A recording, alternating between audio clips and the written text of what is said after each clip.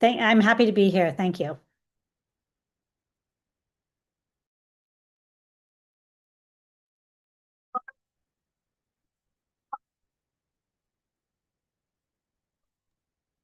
Yes, and thank you everyone who's changing their name according to the slide. We really appreciate it. Welcome everybody. It's 5 o'clock. We'll give it a couple more minutes for folks to roll in. But feel free to get comfortable, grab water. We've been exciting meeting, so it's good to see everyone and happy February.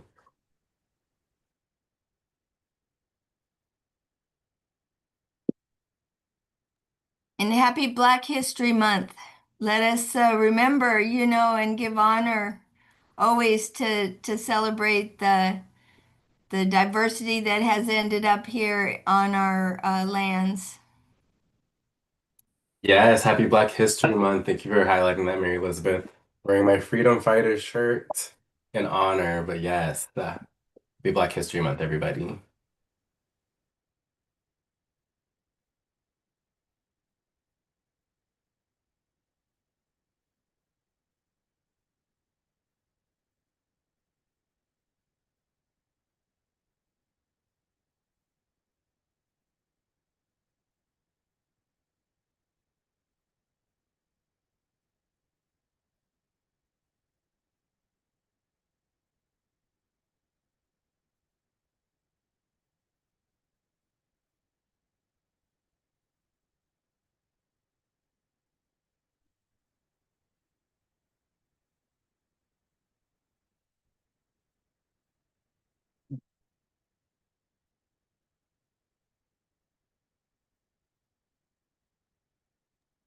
Welcome, everyone. See, we have about 23 folks on here. Trying to see, is Sarah on yet before we get started?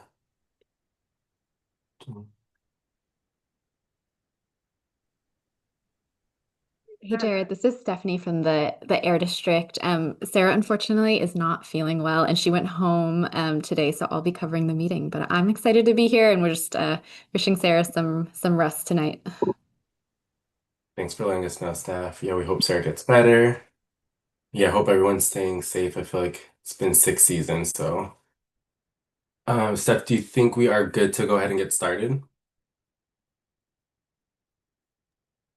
See quite a few people here. I think we can go get ahead and get started with the all of the kind of welcome and intros. All right, awesome. Well, good evening, everyone, and happy February, happy Black History Month, and welcome to your 68th CSC meeting.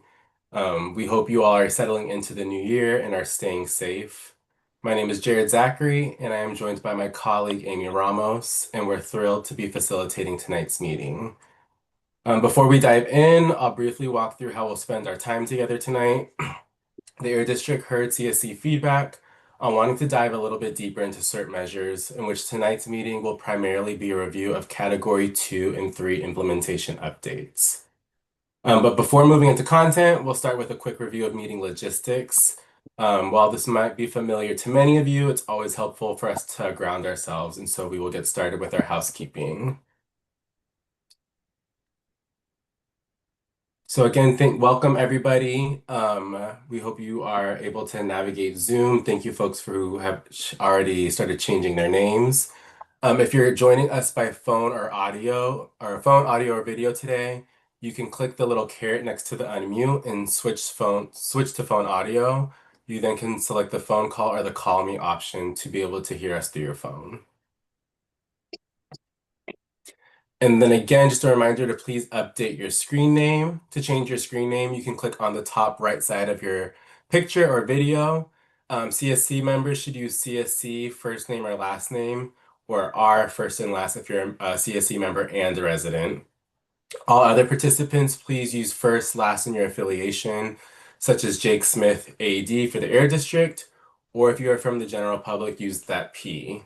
If you are having trouble, feel free to message me, Amy Ramos, or anyone from the Air District, and we can help you out. And again, this is helpful for us tracking attendance, so we really appreciate you all using the naming conventions. Some virtual meeting etiquette. Please stay on mute unless you are speaking or planning to speak. If you're joining us by phone, you can use *6 Please raise your blue Zoom hand to ask a question during a presentation or a Q&A. And if you're joining by phone, that'll be *9. And then again, residents in the stipend program should stay for at least 75% of the meeting to be eligible for a stipend. And so if we use the whole 90 minutes, or if we go to the 2 hours, that's 90 minutes of a 2-hour meeting. And then again, we always want to make sure that this is a productive discussion and we're respecting each other during this dialogue. And so to help achieve the meeting goals, we really want to focus on solutions and opportunities. We want to make space for everyone to participate, so step up and step back. We always want to be rooted in civil and respect dialogues. It's okay to disagree, but be respectful and empathetic. We want to stay on point and on time. There's a lot to cover, and so we want to keep comments brief and to the point and allow time for everyone to participate. We really want to be solution oriented, and so attack the problem, not the person. At the end of the day, everyone's here for similar values, and we want to honor everyone's personhood and humanity. And then we want to seek common ground. We want to always strive to build consensus by finding shared values to help achieve the best results.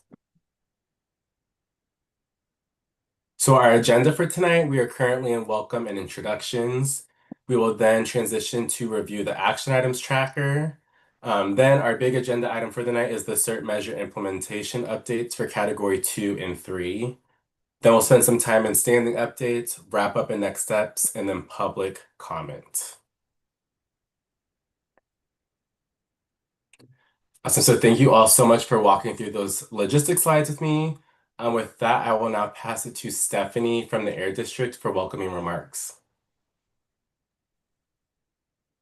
Thank you so much, Jared. Hi, everyone. For those that don't know me, my name is Stephanie Ng, and I'm the Director of Community Strategies and Resources here at the Valley Air District. I'm super excited for tonight. I think today will be, I hope you all find a very exciting topic because we are bringing to you a pretty big and huge project that we've been kind of working towards for a few months here. So really excited for the discussion, an opportunity to hear your feedback. Just for a little transparency, there are some, I just did want to let folks know there's a few faces in this meeting that are joining to kind of support the call. I just want to maybe call out a couple of people that from the Air District side. We have usual faces that you all recognize, Heather, Cass, and Rocio from our outreach and community teams. We also have Erin, Tringo, and then Janine kind of joining from our grants team.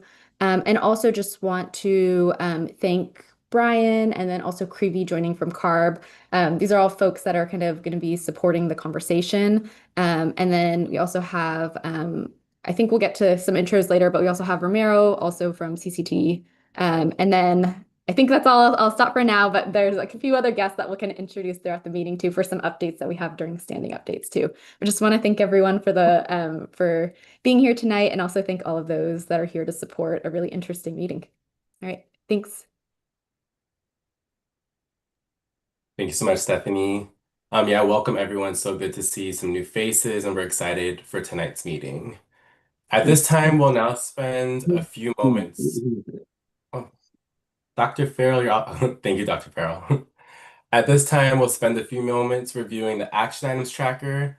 As you may be familiar, the action items tracker is a tool that we use to really promote transparency and accountability between the Air District and the community. Today's review will focus on action items that are currently in progress and not directly related to today's agenda meeting. As we get closer to the 6th year and meetings get jam-packed, we really want to highlight things that highlight action items that have yet to be discussed, and action items that are related to tonight's meeting will be addressed as the relevant agenda items come up throughout the meeting. The Air District continually updates this tracker to ensure your voices are reflected and that there is progress towards implementing your recommendations. As a reminder, at the end of each meeting, we identify action items and encourage members to suggest any additional items that should be tracked. As Rocio provides updates, please feel free to ask any clarifying questions. And with that, I will pass it to Rocio. Thank you, Jared. Hi, everyone. I'll go ahead and start sharing my screen so we can get started with the action items. Okay, can folks see my screen? Perfect. So I'll start with the action item that we have in the pending section.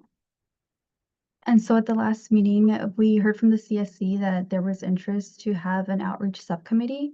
So Cassandra from our outreach team did send out a poll with the CSC to gather feedback on folks' availability. So this is a meeting that we'll plan for this month. So stay tuned. We'll be sending out a calendar appointment to the CSC shortly for the date that was selected the most by the CSC. Now moving on, we'll go to the action items in the completed section. So this first action item was for the district to provide clarity on the sustainability plan for the air monitors that are installed as part of AB 617. And so at this moment, the district does not have any plans to remove the equipment, but we'll make sure to continue working with the CSC and provide updates on the community air monitoring network during the monitoring update presentations.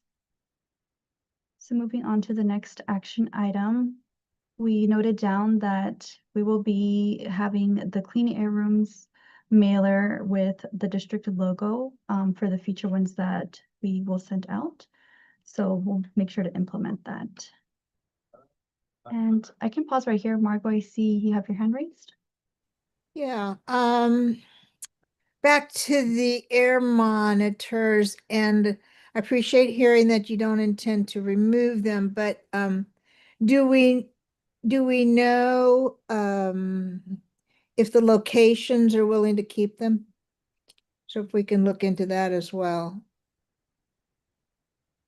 Make sense?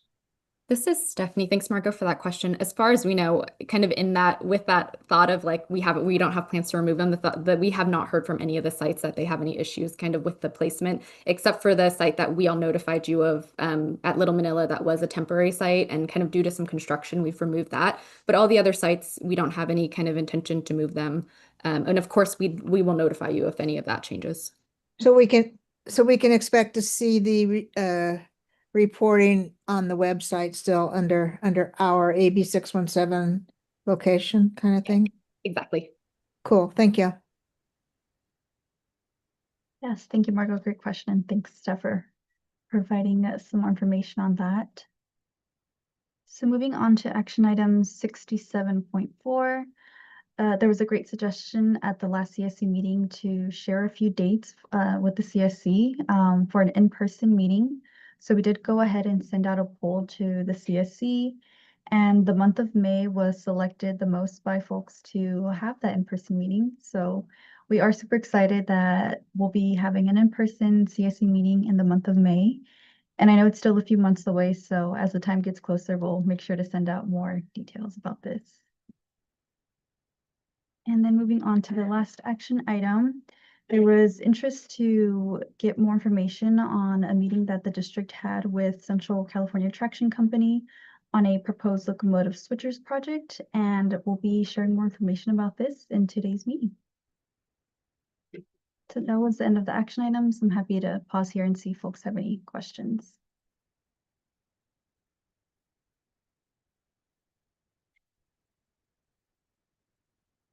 Yes, Mary Elizabeth, go ahead.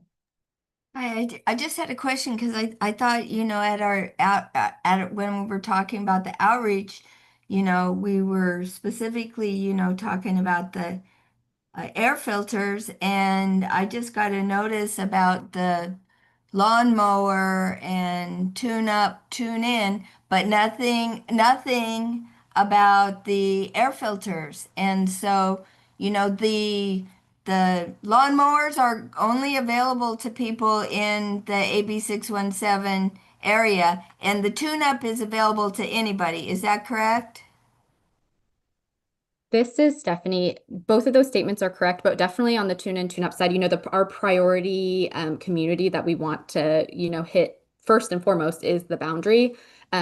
But you are correct. It could be, someone could come if they're interested from other places. But Mary, I'm glad you brought that point up, and that's maybe something we should add more detail in our next email. I want you to know we are also doing Clean Air Rooms outreach at that event as well. It was not included at all. Yeah. And I do think we can add some of that language to some of the materials that we're doing. It's looked a little bit different kind of every single year. But the thought is that our Valley CAN team does some pretty intense and very robust outreach with the applicants even prior to them showing up that day. And I do believe the thought is to have them tell every single person that they reach out to in preparation for this event that the Purifier program is something that's available to them. So I just want to commit to you all and guarantee that all of the applicants that are wanting to come through for both of those other programs will also hear about our Purifier program as well. No, I didn't. You're giving away lawnmowers. It's not hearing about the lawnmowers. I want us to be giving away air filters right then and there, just like you're doing for the lawnmowers. Yeah, and I hear that and as a reminder, we have done an event where the very first event that we did in the Stockton community was that model where we combined all three of the programs and we really tried hard to give away the purifiers. We did have difficulty getting people because even though we want to give them away and they're free, we were still having it be the case that not everyone wanted to sign up for the program because we do have to get documentation. We do have to have people sign up. We can't just hand them a free purifier. We have to make sure that we have information, we have documentation as a part of it. And we try to streamline that process, but there are things that we do ask of applicants.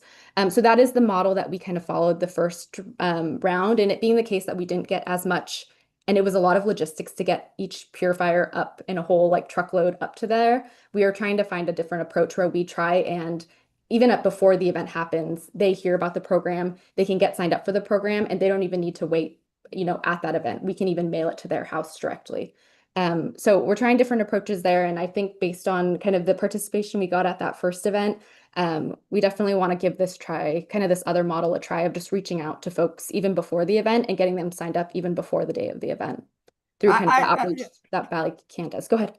Yeah, I mean to, take this up, but they have some forms that they have to fill out for the tune up, tune in. Right? So how was it an impediment, to do the filter? How is the filter sign up different than any of the other signups for any of the other things that are being provided there? So that's all. I'm sorry, that's off topic. I would love apologize. to talk about this in the outreach subcommittee if that's okay. I think it's a super valuable. Well, it's a missed opportunity, and our time is valuable, and people have really been suffering with this fog, and there was a time when it used to be called toxic fog, right? And we had some toxic fog here recently, even if it wasn't covered by the news. I appreciate Yeah. your feedback, Thank you. Mary. And yeah, we're definitely noting that down. And I know I see our whole outreach team nodding along. So we'll definitely bring that back up in that meeting. Yeah, thank you, Mary Elizabeth. And so, yeah, hearing an action item of continuing that conversation about the filters and outreach during the subcommittee. So, thank you, Mary Elizabeth. But before we go on, this is Margot. I apologize for just breaking in. The urgency of this, I think, is a little more than when is the next subcommittee? In 2 months? I mean, I'm not sure we're hearing that it's kind of we see it as an urgent thing because we're running out of time. And so just kind of more of a commitment to really making it happen somehow. That would be helpful. Okay. Yeah, thank you for that, Margot. At least before transitioning, Stephanie, was there any clarification on when that next meeting was or any follow-up to that before we transition? Hi, yes, this is Cassandra, and the date that we settled on will be next Friday, the 13th. So please attend. You'll see that invite go out. But that way we can continue this conversation and dig a little deeper into that topic. Is that the subcommittee? What is that for? The outreach subcommittee. Thank you. What time is it on the 13th? I believe, hold on, let me pull that up.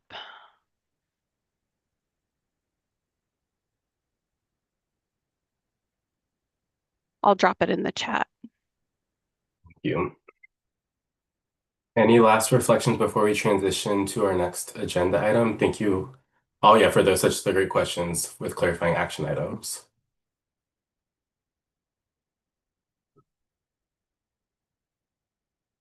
Not seeing any more hands raised or any other questions. I think we can now transition to our next agenda item. So yes, thank you everyone. Thank you, Rocio, for sharing those updates on our action items, and thank you everyone for the great questions. And really, again, I think just want to sit and acknowledge that it does feel like time is of the essence, and I feel and like really appreciate everyone's like due diligence to make sure that there's follow through. So really appreciate those clarifying questions. We can now transition to our main agenda item of the evening, which is a review of the CERT measure implementation for categories 2 and 3 projects. So tonight we're reviewing these today in direct response to CSC feedback, requesting a deeper look at how funding is allocated across the different CERT measure categories. As the 5th year ends and we get closer to the 6th year of the CSC meetings, the Air District wanted to pause and ensure that there's a shared, up-to-date understanding of where funding currently stands and how implementation is progressing. So back in November, the Air District provided an overview of the annual report and revisited the strategies for the upcoming year. And as a refresher, the Air District split these strategies into separate categories to group similar funding together.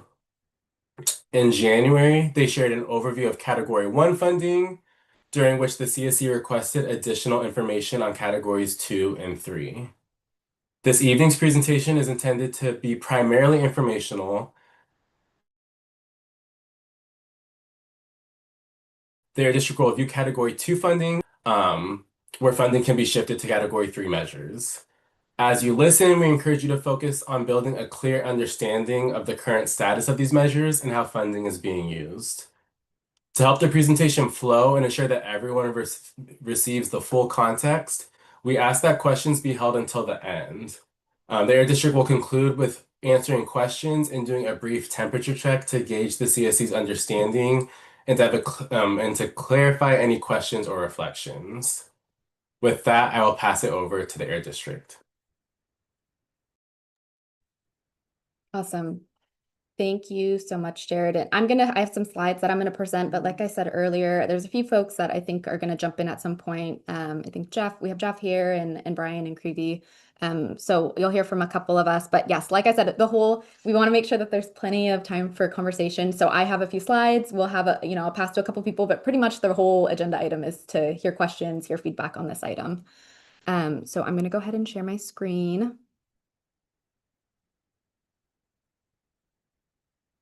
And I won't go into this too much in depth because Jarrett did such an awesome job kind of setting us up. But back in November, we started a process to kind of discuss really strategically how we can finish out a lot of these SERP incentive measures. Like Margot mentioned, I think I definitely know that I feel a sense from you all of wanting to make sure that there's good process and there's kind of good direction on from you all of how we want to approach and kind of move forward with these measures. And so we went through a process to kind of, again, break up the SERP measures by different types into different categories based on kind of the approach to them. And today's meeting is really going to be focused on categories 2 and 3, which are kind of measures that there are opportunities to kind of move funds to support other places just based on some of the challenges that we're experiencing with those measures. And then category 3, which are a handful of measures that we definitely want to put so much focus into because of their ability to reduce a ton of emissions in the community. What we'll focus on a lot in this presentation, and definitely appreciate those of you that gave us feedback between kind of the last meeting and this meeting in preparation for this item, is lots of interest in kind of hearing updates on how heavy duty trucks is going, and kind of where we are with the switcher locomotive measure. Something that we're really excited to report is we have been, and especially huge thanks to our grants team, has been working really closely with the port and CCT to work on a exciting project actually that's going to be within the port. As you all know, we have as a part of our SERP, we have a measure that's devoted to diesel switcher locomotives, and in the SERP there's $6.8 million allocated. A little while back, you all did support reallocating a handful of those funds to support the residential lawn and garden measure. So currently there's $6.2 million remaining in that measure. As a reminder of what this measure is, it's to provide funding for the replacement of older high polluting switcher locomotives to different cleaner technology. This is a really exciting and important opportunity because it really is one of the highest emission reducing programs that we, can run as a district, and kind of through the 617 program. There's lots of opportunities and really a significant amount of air pollution benefits that we can, air quality benefits that we can get through this program. And also a really important compounding factor is there aren't any regulatory requirements at this time kind of pushing that technology change. So incentives are even more important kind of in this space and time. Right now, Central California Traction Company, CCTC, is interested in replacing 2 units with zero emission technology. And this is very exciting for so many reasons. And one of really the huge reasons is this is really kind of a first of a kind project.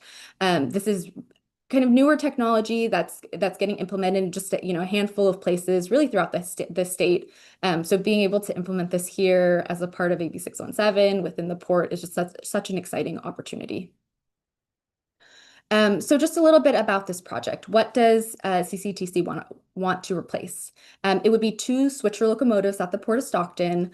They're both what we call uncontrolled engines, and they're from a long time ago, 1956 and 1972. And what do I mean by uncontrolled technology? This term is essentially that these engines were manufactured before kind of the modern air pollution standards existed. So they don't have control technology. And essentially what this means is they are the dirtiest technology that is around right now. And so it's even more important that we kind of look to especially this type of equipment to replace when we're thinking about reducing emissions.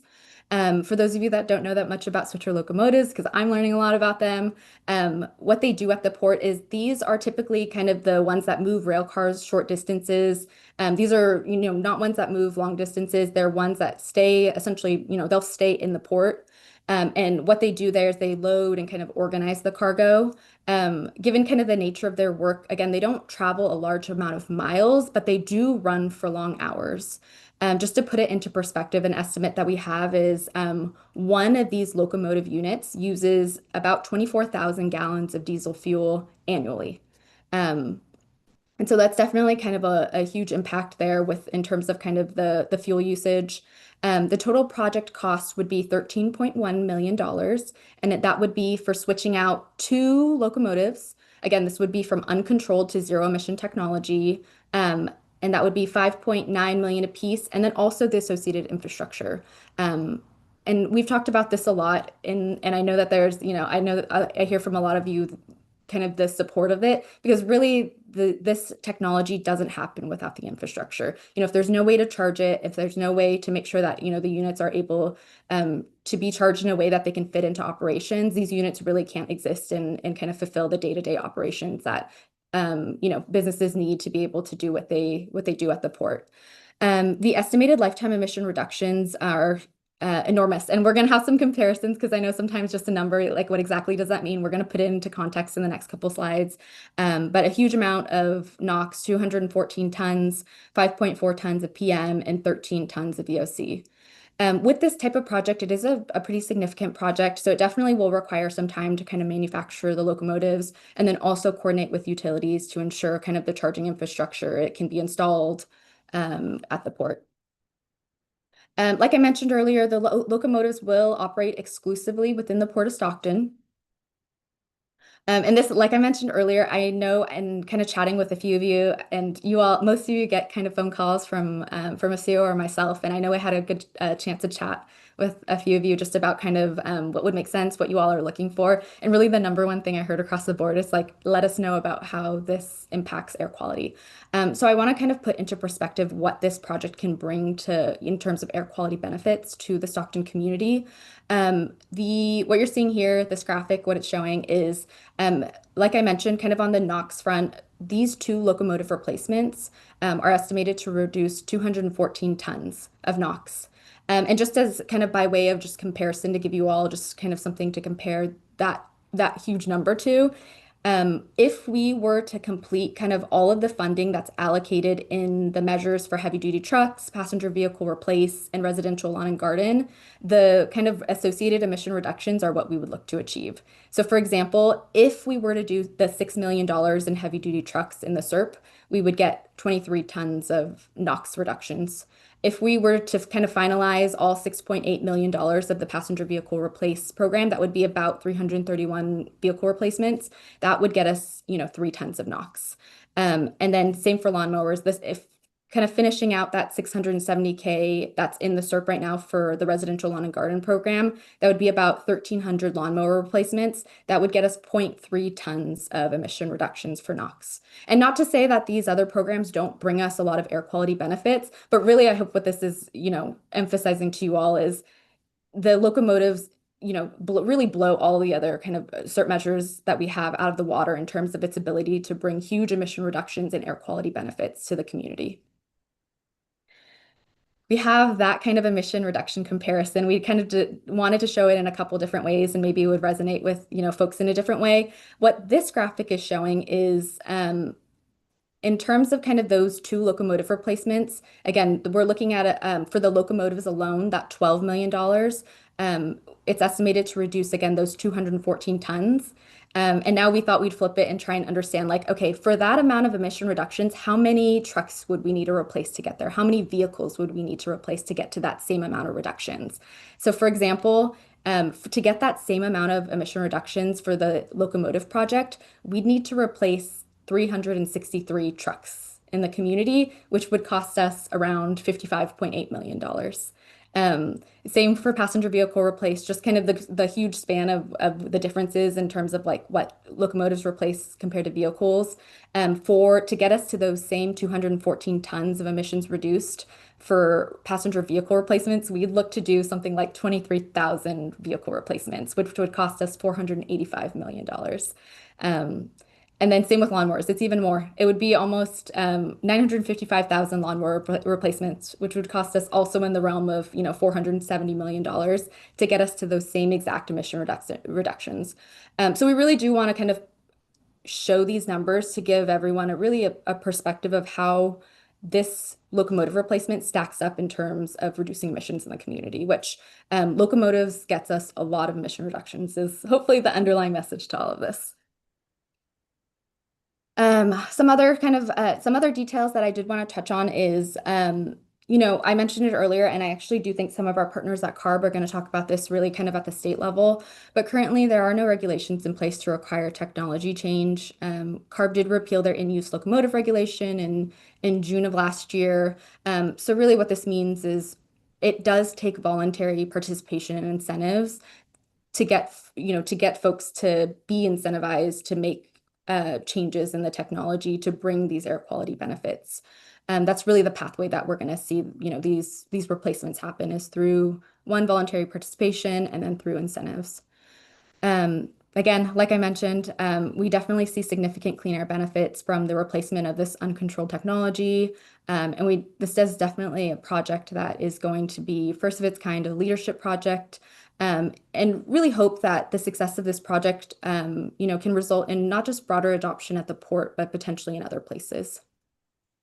Another, I think, area that we want to focus on, and it's going to take me over to kind of another measure that I know folks want a lot of updates on, is this type of measure and type of project is especially important for its opportunity to continue to reduce emissions, given the challenges that we are experiencing implementing other measures that we have in the SERP that are also high emission reducing measures. And that specifically something I want to focus on and give updates on is kind of where we are with heavy duty trucks. So just to give folks, I know this was definitely, this has been a measure that's been high priority and definitely heard it from a few folks of wanting an update here. Just as a reminder of kind of where we stand with this program, there was $10 million originally allocated in the SERP. The CSC did support reallocating $4 million to passenger vehicle replacement. That program, just given the huge demand and need we saw in the program, and we continue to see in that space. And so the current funding in the SERP is $6 million. We have continued to conduct outreach to local businesses. We attend truck events that target fleets pretty regularly. All the calls that kind of CARB will get regarding truck compliance, incentives, all get routed back to the port, back to the district. I'm skipping ahead a little bit. We have worked with the Port of Stockton, who's facilitated meetings with the port tenants to see if we can get, folks at the port to participate in our heavy duty truck program. And pretty recently we've worked with, and you all have heard from Kingsburg Truck Center, who's been working with Stockton Unified to kind of see about the potential of using these funds. And they are still trying to see ways to understand kind of how this, incentive funding in general can support truck replacements. But it could be the case that they look to seek, other funds that are outside of our state funds, potentially even federal funds. At this time, I think based on what we're seeing, the challenges that we're seeing with technology, challenges getting infrastructure installed, relatively high cost, and kind of the repeal of the waiver requests for advanced clean fleet. The advanced clean fleet regulation, right now there's kind of no enforceable regulatory requirements for private fleets to transition to electric trucks, only just kind of like amplifying some of the challenges getting people to transition to, electric truck technology. So all to say, this is, we are still hopeful that electric trucks will happen in the boundary. I think between CARB and the air districts, there's definitely, we are still supporting the efforts and we still want to help people along that pathway to get there. We're still seeing a lot of challenges, and generally what we're seeing is in kind of the timeframes that we have through the SERP and, the timeframes that we have to get this funding out. We're not seeing a lot of pathways and a lot of applicants kind of, coming to the table for this, though we are still, on the front of getting people to participate. It's something we're still actively going to work on, though we're not seeing any applications at this time and any interest at this time through our CAP funds. Just to kind of by way of reminder, we definitely have worked with you all when these situations arise. As you all saw kind of at the beginning of the presentation, we have at this time the current proposal for the locomotives and what we have in the SERP isn't enough to cover the full project. So that's kind of why we're discussing this opportunity for funding reallocation. We'll kind of show you the full kind of proposal in the next slide here. But just by way of background, there's definitely been lots of times that you all have taken kind of timely opportunities to support programs when we see the need. And definitely right now in this time where we see a really important and big project, we definitely want to work with you to ensure that you all are aware of this project, and then we can work together and kind of identify and see what opportunities that there are. As the Stockton SERP approaches kind of that 5-year milestone, which is, I can't believe it, coming up, it feels like tomorrow, but it's July of this year. It's definitely important that we continue to kind of, seek projects, fund projects that bring air quality improvements to the boundary, now and kind of in this immediate future, while we have the opportunities with these funds. And kind of wrapping up a little bit, I have a couple more slides, but I did want to kind of go over generally what measures we think there are opportunities just kind of based on supporting this project, and then potentially some of the challenges that we're seeing with certain measures that we haven't seen move forward. Just as a reminder, the total project cost for this locomotive, it would be 2 locomotives and then the associated infrastructure, which would be 2 charging units.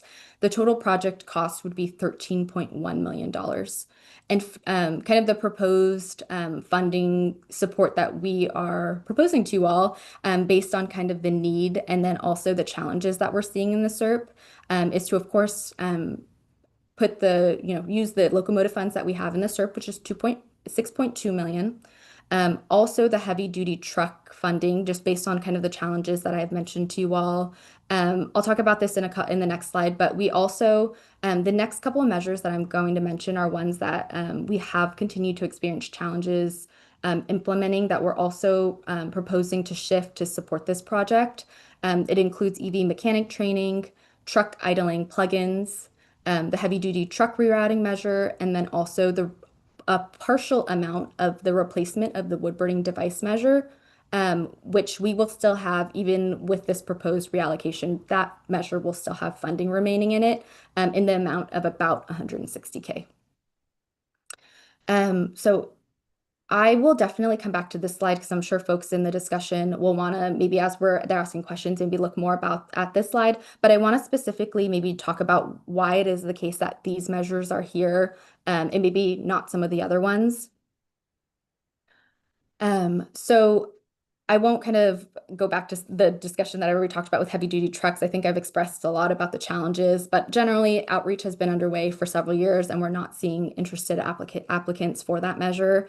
So we definitely want to seek opportunities to support, move these funds to support really another even more emission reducing measure. EV mechanic training, it's one that we have tried super hard on. We did so many subcommittee meetings, and I just want to thank the leadership that we did have as, as a part of that process. And what we kind of generally found is there are already a lot of efforts underway kind of through various areas in Stockton, through Delta College, Valley Can, the Green Economy Lab. Um, Truck idling plugins at the time when the SERP was written, it definitely was something that was a little bit more viable. But what we found over the years is that this is actually kind of old technology that's no longer being implemented. So that being the case, it definitely is kind of a prime measure to think about moving to support other, again, high emission reducing measures. And then also the heavy duty truck rerouting. I think as many of you all are aware, because they've come to give updates during our meetings several times, there is already a truck reroute study that's kind of underway through other funds. And then finally, the replacement of wood burning device measure. Like I mentioned, this is only partially that measure. There will still be funding remaining for other people in the community to still take advantage of this measure. But what we are seeing and noticing kind of in this measure is, we do continue to do outreach. We're deep in kind of the season where, folks are especially thinking about their wood burning devices and making that transition. So outreach is always underway for us, but we are seeing a relatively slow uptake as compared to some of our other residential measures, kind of as opposed to, for example, the purifier program or the lawnmower program or the vehicle program.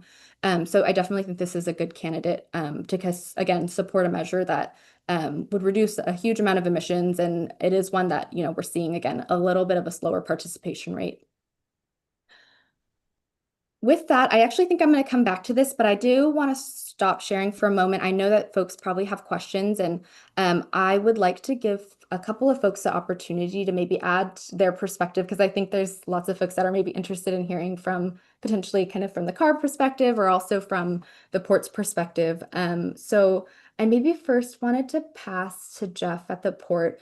And I know we've had good conversations with Jeff, and I know a lot of you all do participate in the outreach, the port outreach committees, and hear about kind of the port's plan to transition a lot of their equipment and their technology. So I just wanted to pass to Jeff and just kind of his perspective on the project and kind of how this fits into what the port is up to. Thanks, Stephanie. I appreciate that. Sorry, I'm in a car, so it's a little dark. And but I did just want to say that as soon as talking with Romero and CC about this, we've been in discussions with CCT probably for 50 years on new technologies and bringing in and replacing some of the locomotives, and they have been progressive, and I think they replaced one or two previously that maybe Romero can talk about, and those they didn't work out as hoped, and so they feel like they've got some technology at this point that could work. So we're really excited about that. And I would just say that you saw the emission reduction potential there, so I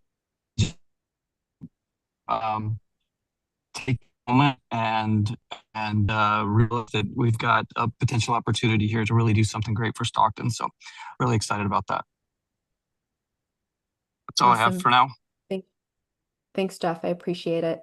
And also, I think to maybe just round out this perspective, I'll maybe pass over to CARB. I'll start with Brian, and Brian, I see a couple people, so I'll let you pass to folks on your team. Cool. Thanks, Stephanie, and hi, everyone. Yeah, I just wanted to clear up one thing. As Stephanie said, you totally almost had it right. So CARB, we were trying to get a locomotive reg in, and we put in that request to the US EPA. And that was with the previous administration. So we submitted it a while ago. And then we got signaled basically from the new administration that they were not going to approve it. So it was never like enforced. So we kind of retracted our request, because how things sit now is that CARB can't regulate locomotive emissions. So really, like, with the heavy duty trucks, we kind of have a two-pronged approach where we can do the regulations, kind of the carrot side, and then the stick side, and then we also have the carrot side with incentives. Unfortunately, right now with locomotives and some other, like, airplanes and some marine vessels, we kind of only have the carrot with incentives. So that's why this kind of program, the switcher replacement, is really exciting to us. So yeah, if the CSC is into it, we really like these kind of replacements, because what Stephanie mentioned, that these are like the dirtiest diesel engines out there. And there have been these battery electric switchers. There have been about 5 projects in California. There's one down at Long Beach that have used them.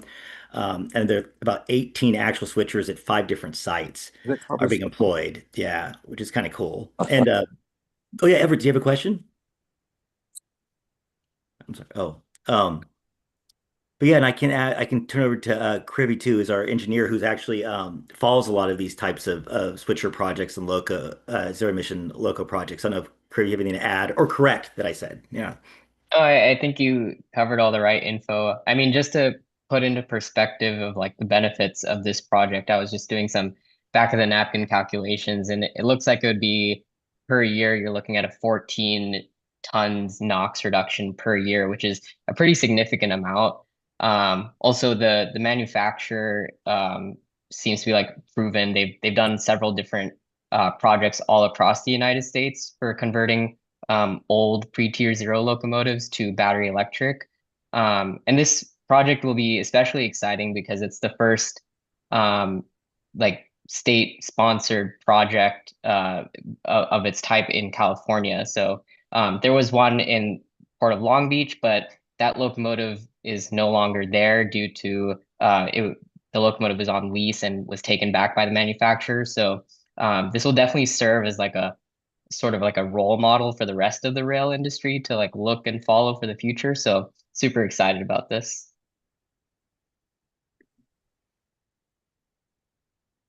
So Stephanie, I don't know if I could speak. This is Romero with the CCT.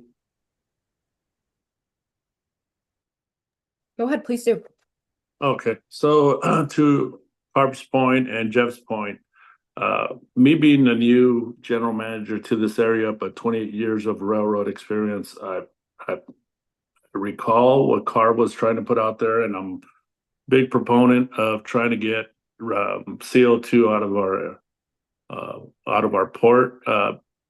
But researching these electric locomotives and flying out to several locations, this is pretty good technology, and trying to get these old railroad locomotives that do a lot of the heavy classification is hard to do. But I believe this new technology with 100% electric locomotive is a viable option, and I think it'll serve very well for the Port of Stockton and the Stockton community. So I'm excited to try it. I'm excited to get ahead of it. Voluntarily, I think this is a great option for CCT and the Port of Stockton. Thank you so much. I wanted to pause and uplift some questions and things I was seeing in the chat.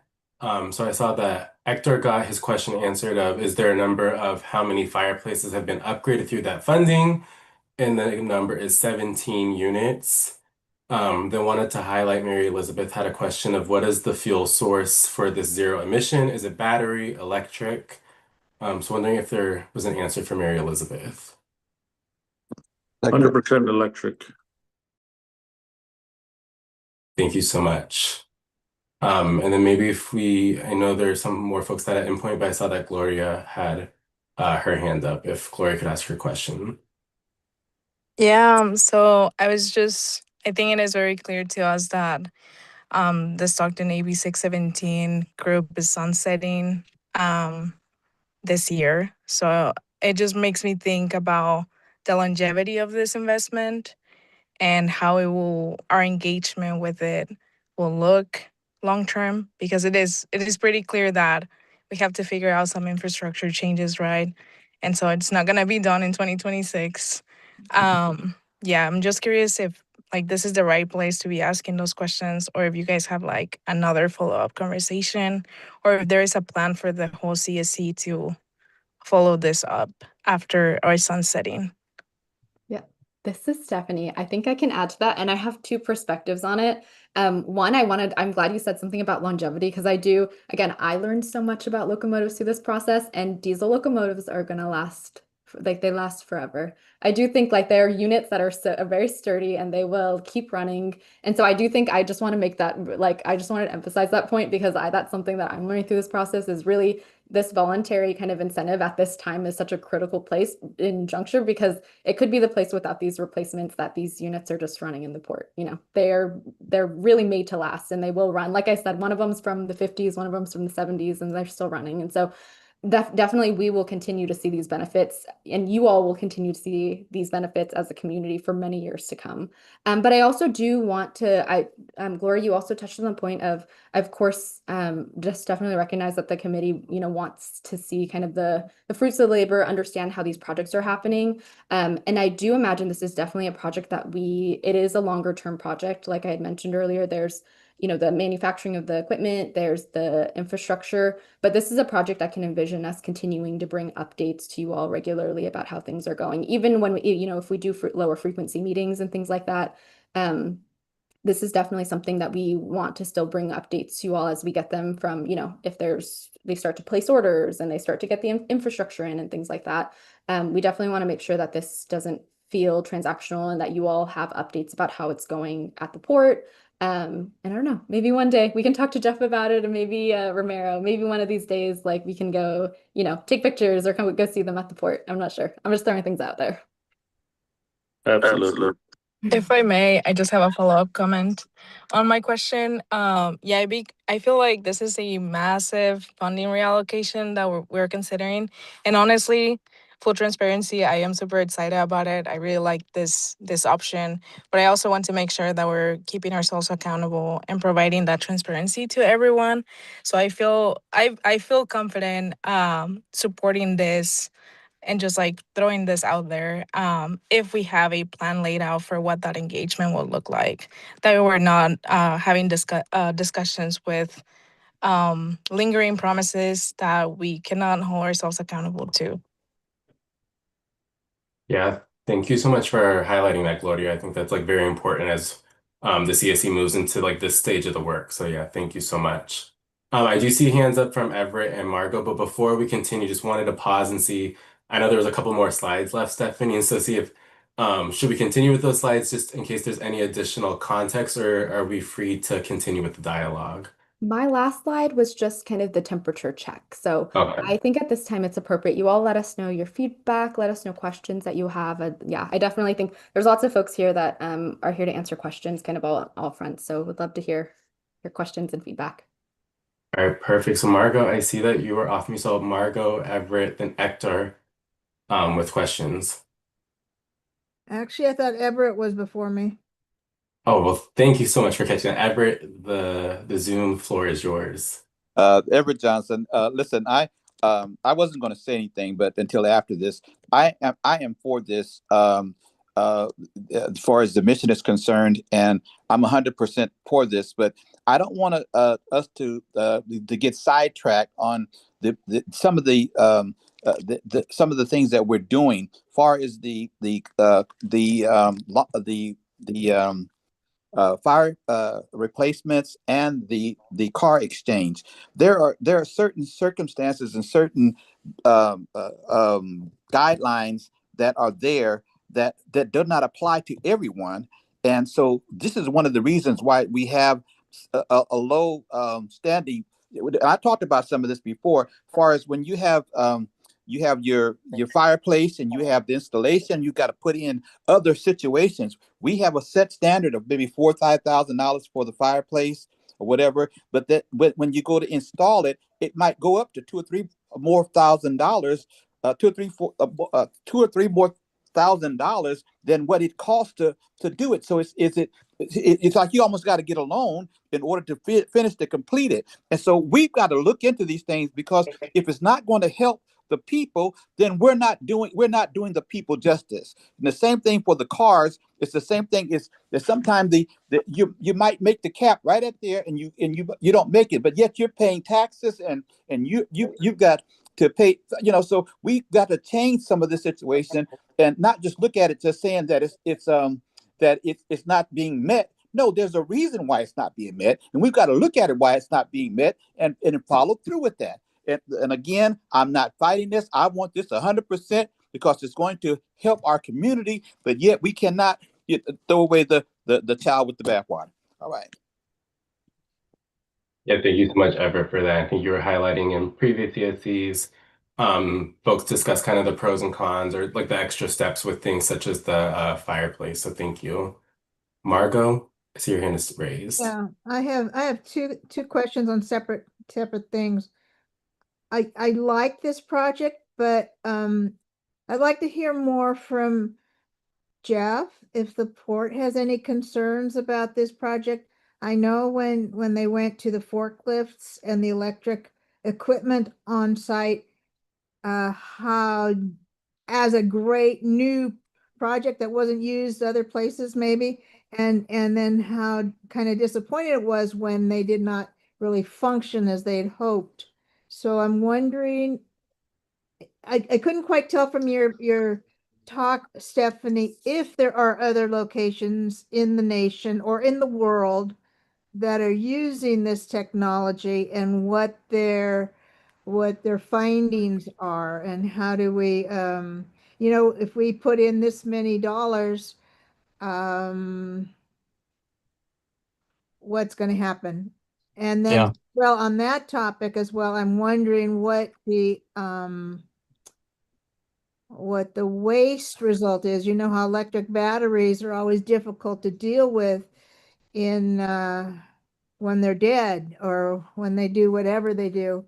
So I'm wondering if that's a concern, and if maybe it's a concern for our community. And then I have another question. Shall I wait with that because it kind of diverts? Yeah, let's answer that one real quick. And I appreciate you bringing that up. Yes, we did have an issue with some of the smaller forklifts. We thought that it might be with some of the larger lifts, but we were very thankful that it was the smaller, more the cheaper of the two. I believe Ramiro's done some background, and you've gone to see these things operate, Ramiro. And I want to say what the U.S. Army's using them. They're being deployed at many locations. And Romero, you want to talk a little bit about that? So yeah, U.S. Steel, which is the largest manufacturer of steel in Pennsylvania, Pittsburgh, Pennsylvania, was the first ones to buy these and utilize them, and they are using them around the clock. They have several commercials actually showing off their equipment. The Army has purchased some. Technology has come a long way with these locomotives. I remember the original electric locomotives we used down in Southern California when I used to work down there. I've been with the railroad 28 years, and this is about the best technology I've seen them come with electric locomotives and the quality of the lithium batteries that are used to power these locomotives. So we use heavy workload with these locomotives, with the older locomotives, and these will stand up to the same standards that the old SW1500s do right now. Yeah, I'll just to talk about the battery technology a little bit. Even the equipment that we purchased in 2018, we're already putting in new batteries. They're taking the other batteries back and recycling them and repurposing them. But the battery technology is changing so rapidly. So we're excited to see, we're at a point now where we can actually think about, a zero emission electric locomotive. And the other thing too is we're working very hard on EPA clean ports, which I think the group is aware of. We actually had our consultant in town today, and so we're working really hard on that. But there's also uncertainties with some of that funding, and so the more we can control and do a project like this, it's kind of like a bird in the hand. I think it's just such a great opportunity that we shouldn't pass up. Thank you. And then I want to go back to I'm gonna divert. So I'm one of Stephanie's comments about you're gonna make me forget. Let me go to page 6, I think, of her. Do you want me to go back to the slides? Slide 6? Go to slide 6 or 5. No, I can't. It's too small. Something here? Yeah. No, that's locomotive still. No, I know what it was. The slide that talked about the money and moving the money. Did you have that in there? Yeah, the table. There it is, page 13. Yeah. So I'm not sure what you were saying here. Were you saying that the bottom column, the proposed funding included needing reallocations would be what we would be taking the money from and putting it into this project? Yes, I'm so glad you asked because this is a slide that I stared at it a lot, but I hope that I'm totally happy to clarify and I want to make sure, folks are, know what this slide is about. So the total cost of the project is $13.1 million. That's for 2 locomotives and 2 charging infrastructure units. Locomotives are big, they're very expensive. And so this is definitely an expensive project generally just for the type of, but it's for obviously large pieces of equipment. And so the funding that would be required for this project exceeds what we have in both the locomotive and heavy duty infrastructure measures. So for us to be able to move forward with this project, we will need to find a couple other places to move some of those funds. And that, we've been doing it a lot kind of over the past couple of years, these kind of strategic funding reallocations to support in-need measures. And so the bottom part of the table where you see heavy duty trucks, EV mechanic training, truck idling plugins, the heavy duty truck rerouting, and then also the replacement of wood burning devices. But that one has a little star because it's not the whole measure, it's just a part of it. All of that funding would go towards supporting that $13.1 million project. So let me ask Jeff again, or you, is this the full cost of the locomotives or is the port like matching us, or what's the deal with that kind of relationship with the funding? Yeah. The port could not afford to match it. We just couldn't. There is a little funding gap that we've been talking to CCTC about, and we're trying to figure out how we can potentially help them with the charging infrastructure. And it may be if we can reallocate some funds from the EPA clean ports or other measures, but the port could not afford to. There's no way. I mean, our entire budget for the year is 60 million, and we couldn't do it. Yeah, and there is some cost share by the applicant. This is covering, a large share of the project, but there is a cost share through that we look towards the applicant because that's typically just how we run our grant programs. Is amount that the applicant will also go in on, so they have there's some skin in the game. So what do we have left after all this is said and done, separate from this project? Anything? We have that's a great question. And that's generally in the rest of so the funding that's remaining after this reallocation are measures that for the most part are going really well. They're mostly after this reallocation. Kind of prior to this, we had this huge chunk of money, was about $12 million kind of sitting in these heavy duty measures. And now with this, opportunity that we have with locomotives, really the remainder of the funding that's in progress in the SERP is actually moving towards residential measures that we're seeing a lot of good progress in. So that would be where the remaining funding in the SERP is going. Like, for example, a big chunk of it is in the passenger vehicle replacement program. We also have funding still in clean air rooms. We have funding in residential lawn and garden. That's really where the core of the funding is after that, is kind of supporting those residential programs that we're still seeing application, we're still seeing participation, and we want to allow folks the time to apply into that. But this definitely would kind of, take care and kind of fill the gap of that money that we had kind of wondering what to do with it. We definitely have, now a good and exciting project. Can I ask if there was any work done on, because we had mentioned, because we weren't going anywhere with the heavy duty trucks, had we looked into supporting heavy duty truck infrastructure? Yeah. So that's definitely a conversation we have pretty regularly when we also talk to folks about heavy duty trucks. There's not a conversation, and I see, Janine, I see you here, that's a supervisor over our heavy duty truck program, and so you jump in whenever, Janine, but pretty much there's no conversation that we have about heavy duty trucks where we don't also talk about infrastructure, because both of those are really needed. Those pieces are needed. We did reach out to some folks that I think have taken advantage of funding before through the program. For example, where there is it was a suggestion I think that you made, Margot, of reaching back out to the person that already took advantage of the program that we have, the measure that we have for heavy duty trucks. It was Sunrise Sanitation. We've done some of that outreach to kind of see if folks are interested. But I think just based on the challenges that we're seeing with heavy duty trucks in general, issues that we're seeing kind of with the grid and getting infrastructure secured, we didn't have, a ton of bites on that side. And I don't know, Janine, if you have anything to add on that front. No, I think you did a great job. Janine Tackett, supervisor over the truck programs, by the way. infrastructure and trucks go hand in hand. So we don't typically see somebody establish or approach us for an infrastructure project unless they also want to have trucks done. Otherwise, that infrastructure is going to sit there idle and not be used. There just are a lot of challenges right now with the costs of everything and the logistics of switching technology types over to zero emission. So we are still actively working with the fleets that are still under regulation to transition. Deadlines for them are fast approaching, so opportunities are limited, but those are going to be your public agency fleets, city, county, school districts. Private fleets, it's a whole different story out there, and I think there's just a lot of financial challenges that they're facing, and the funding only covers a portion. So definitely still challenges on both the infrastructure side and the truck deployment side. Thank Yeah. you.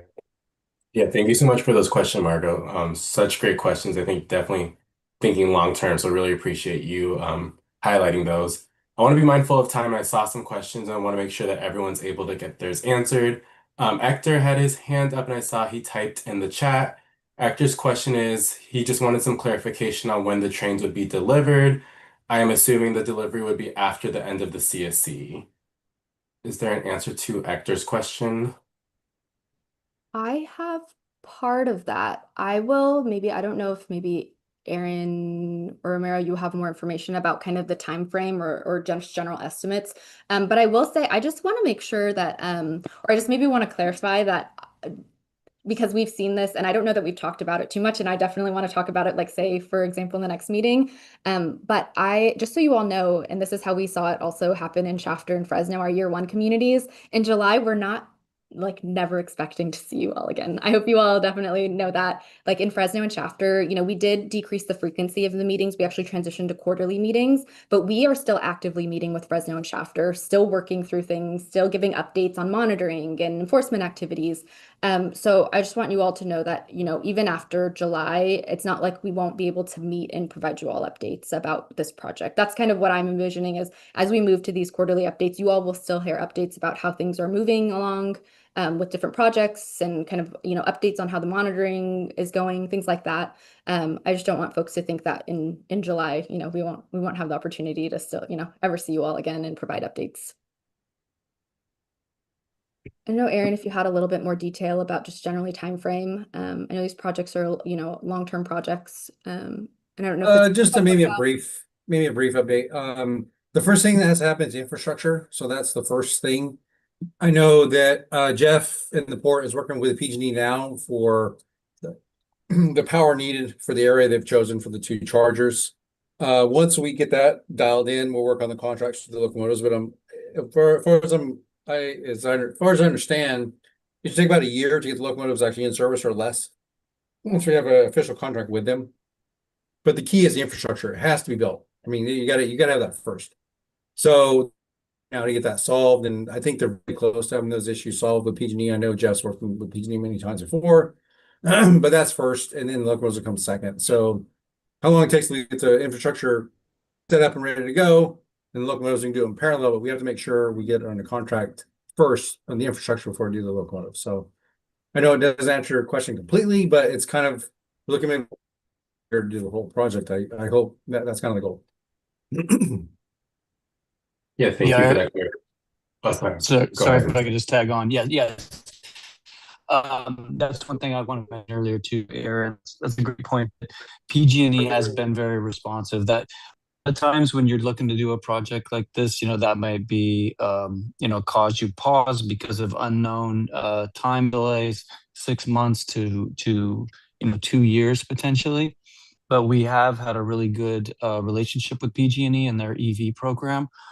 They really liked what they got out of the last project, and we worked really well with them. So we didn't waste a lot of their time. So they're very eager to work with us again, thankfully. Thank you. And I see two hands raised. So Catherine, I see your hand up, and then Mary Elizabeth. Yeah, thank you. And hey, everybody, this is Catherine with the Central Valley Air Quality Coalition. Thanks for all of this information and for all of my CSC colleagues who have already asked a lot of great questions that clarified a lot of what I was wondering. I do still have a few other pieces I just want to make sure that I'm clear on. Just want to echo, I think, the strong sentiment that people have expressed so far in favor of this measure generally, and just reflect that this was something that we advocated to be included in the plan early on, knowing how important this is for emissions reduction. So really excited to see something like this come forward. Actually, a few years ago, we did a tour with enforcement staff from CARB where we were at the fence line of the port and saw what I believe was one of those really old switchers that belched out a giant cloud of black smoke. So I've definitely seen it. And I appreciate the details in the slides and the visuals that really help us walk through what this project would look like. And also just want to name it was a lot of information, and I think we feel a lot of responsibility for the oversight of this funding as a really critical function for what we do as steering committee members. So I'm really glad to know also that beyond the timelines that we have that we're under, that we'll keep getting updates as a group. And I think people have already been touching on this, but I want to get more, like really explicit clarity on the timeline matchup for spending the money, because there's some technical term that I'm not going to remember, but there's like an expiration date on this money. So if the infrastructure is going forward and the trains are going forward, I just want assurance that the money is out the door by the timeline that we need it, that we're not going to get caught in any kind of like, well, we paid the money for the infrastructure and then infrastructure got done, but then it expired. And then I have a couple other questions, but instead of like rattling them all off and expecting you to remember them, maybe I'll pause there and get an answer first. Maybe you could answer the one question about the funding. Yeah, we will ensure that the money that we use for the contract will be paid with cap funds and it'll meet the liquidation deadlines. So yeah, we will make sure of that. Thank you. That's what it's called, liquidation deadlines. Yes, I want to Yeah. make sure that that is totally aligned and we don't get stuck in some kind of weird, like we kind of did it, but we kind of didn't. And then again, thinking about our own accountability and hearing Jeff from the port say that there is the infrastructure cost that is not a part of this price tag. Like, what if that money for the infrastructure doesn't come through or something happens and the entire project falls through? Like, what happens with that funding? Does it come back to the CSC, or like what kind of safeguards are in place for that? This is, oh, go ahead, Aaron. You look like you're thinking. No, I was going to say that as far as the infrastructure goes, is that we work with them hand in hand to make sure that we can make sure that happens. Infrastructure that's very critical because locomotives, I think, my standpoint is kind of the easy part. The low infrastructure is very, very important. We're going to work with Jeff and his team side by side to make sure it works and takes care of. So, like I said, the money's there. Liquidation lines are extended out. We'll be able to take care of this and get these things done. And I think Romero and CCT is all on board. So I don't foresee that as an issue because they're going. And maybe I'll just reemphasize, Aaron's our money guy, and I know he's got these liquidation deadlines like on lock, and he knows when they are. But I think overall, I like Aaron saying, I don't think we foresee any issues, but we certainly will communicate to you all if we do see something arise that needs that attention. But like Aaron said, I think we're generally feeling positive. We have lots of support, like you can see in this call, we have lots of support from hopefully from all the right people. We have Jeff here, Romero, our team, CARB to support, and we're feeling really positive about kind of all the things that needed to line up. And again, I just wanted to thank Aaron and his whole team, because really this project has been in the works for months and maybe even longer than that, like really in the weeds the last month, but really has been a long-term project. And it's really taken, I think, a lot of pieces, and it's only coming now to you all now that all of these pieces are lined up in a way that we feel that, they're ready to go. Good job illustrating it too, Stephanie. You did a good job showcasing how this locomotive change outs are going to make that much of an impact for the Port of Stockton and the Stockton community. So, ditto. And Yes. we can provide updates too, as far as maybe the next meeting or even at the Port Outreach Committee or through email, just as far as how things are going with PG&E. We have to submit an application, which we're working on right now, and so we can provide updates and hopefully timelines. Thank you. I really appreciate that. Yeah, and I think I'm a details person, so specifics on timelines and things like that would be really helpful. I think, it balances that excitement that we really want to get this done, and also, again, making sure we're being really responsible with where we spend our funds. So my last question, and it's just kind of a data one that we don't necessarily need to do now, because maybe you all don't know this off the top, but also in terms of thinking of the future and even beyond the AB617 program, I would be interested to know how many total switchers there are operating at the port, and how many of them are these really old, dirty ones, so that if we come into a slush fund in the future, we have an idea of how much is left out there that we might want to be going after. So we have 8 locomotives, and these first 2 will replace 2 of the old locomotives. They're all in the 70s. They're all built in the 1970s. They're all workhorses. But I'm excited to start with these 2 and continue down the path to replace all of them, is what our conversation was with Aaron.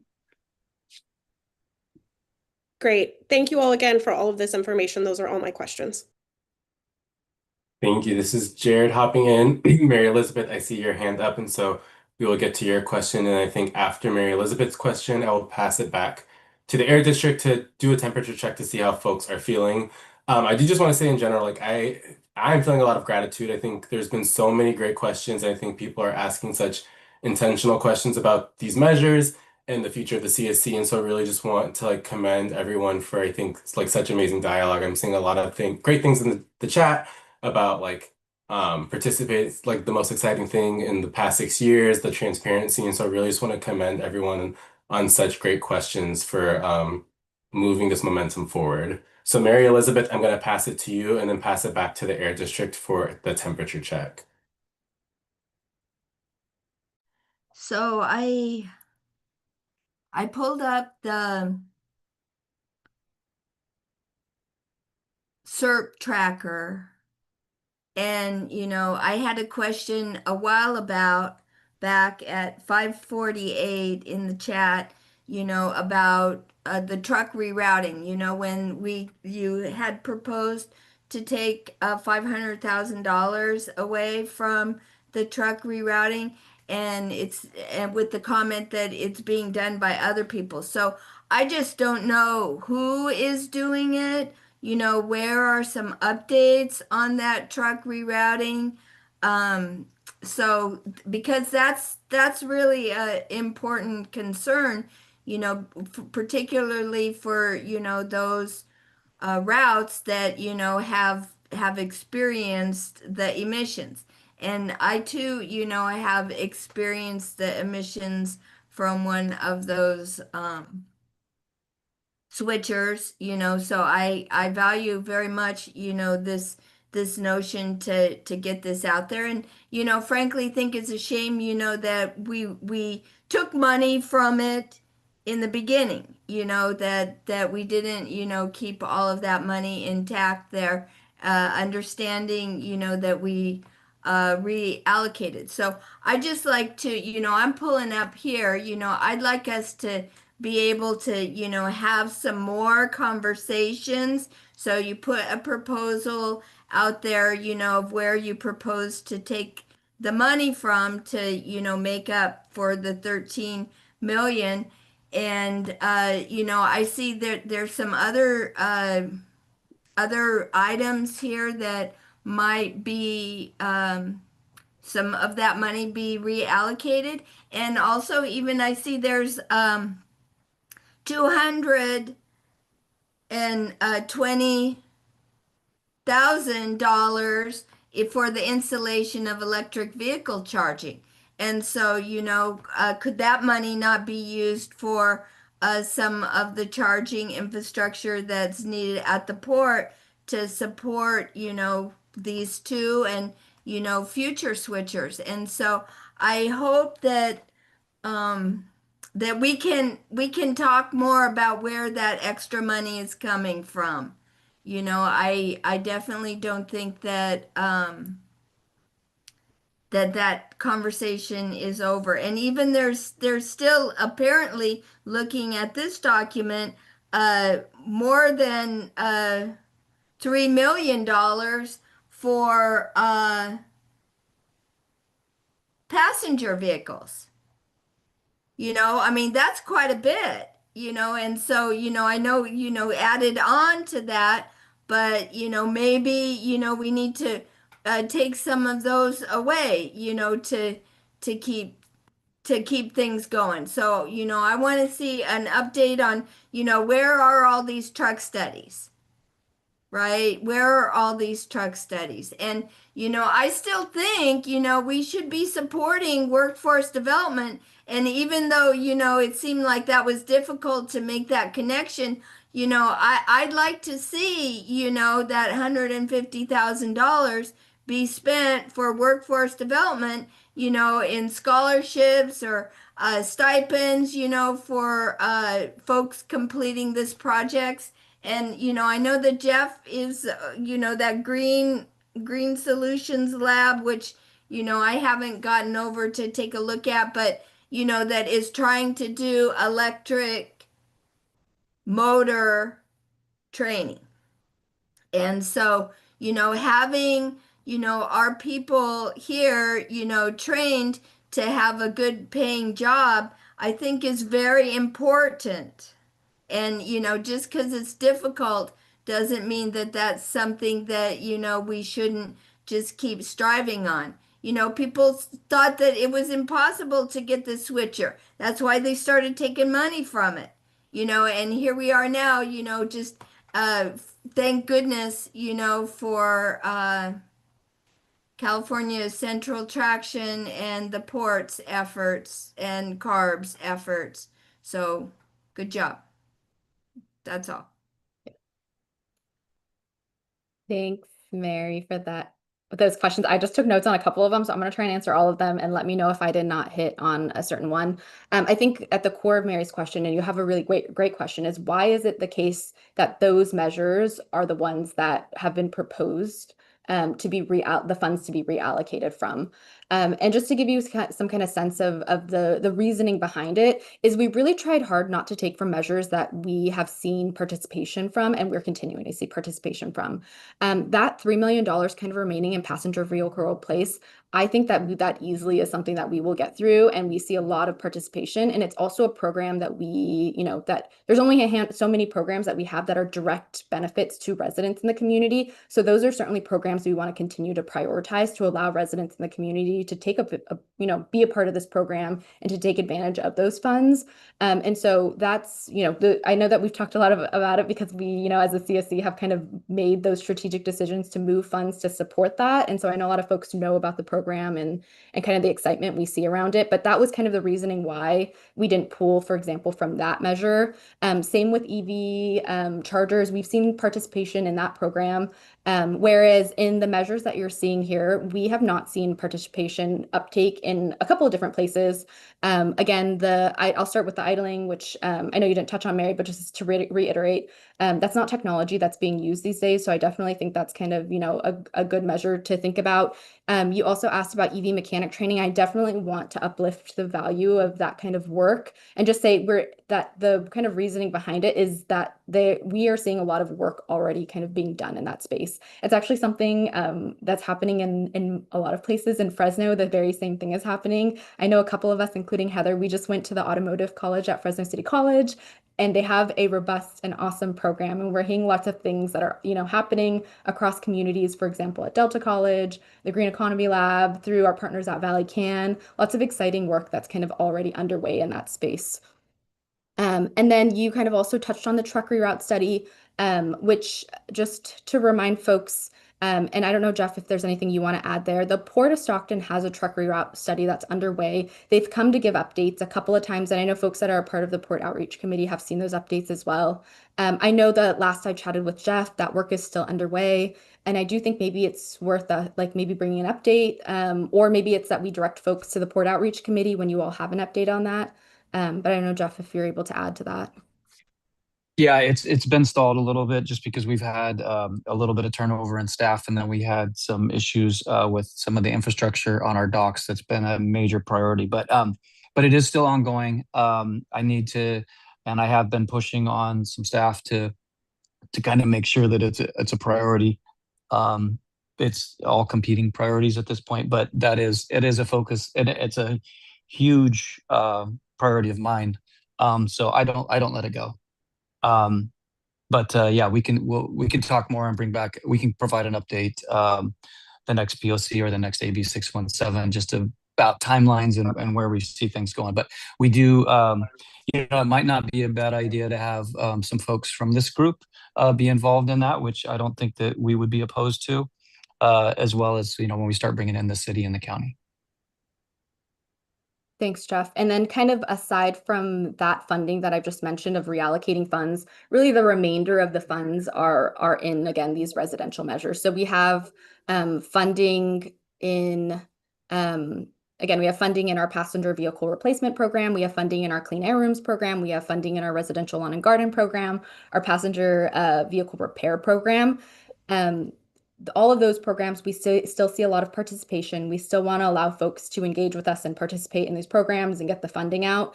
That, with this reallocation happening, if you all were to support it, really beyond kind of that amount of funding for this locomotive project, what would be remaining would be the majority of it would be essentially in those residential measures. Thank you for that response, Stephanie.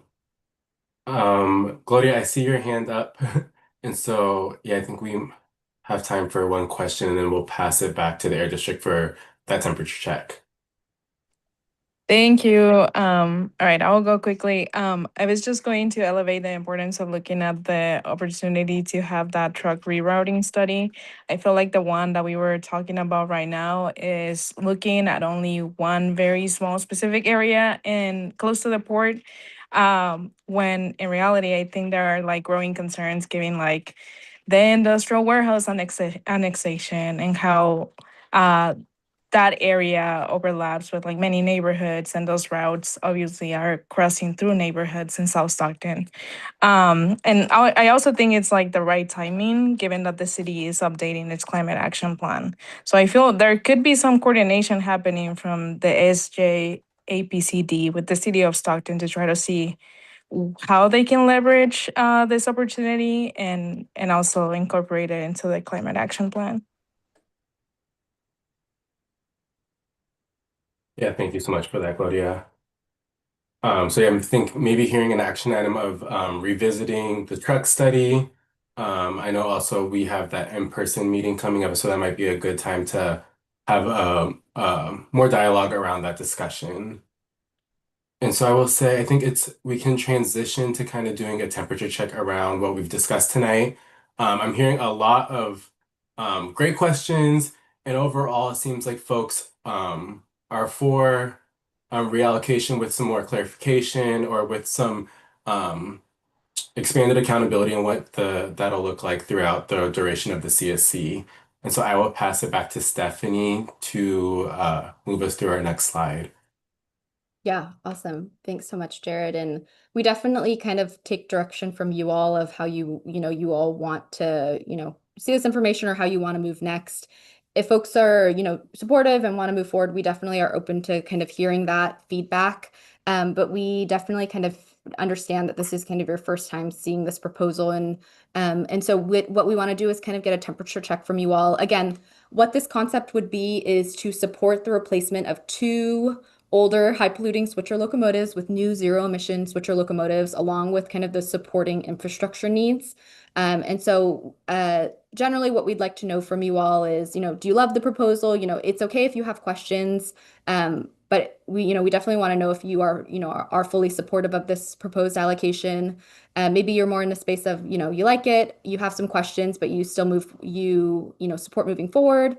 And then also definitely want to hear feedback if folks have concerns and want to revisit at a later time, but definitely with an eye towards, I'd love to hear if you feel a little uncertain about this proposal, or you feel like you need more information. Love to just, clarify what you all might be looking for in kind of additional information. So with that, Jared, maybe I'll pass back to you. You all do such a better job than I do about kind of facilitating this part.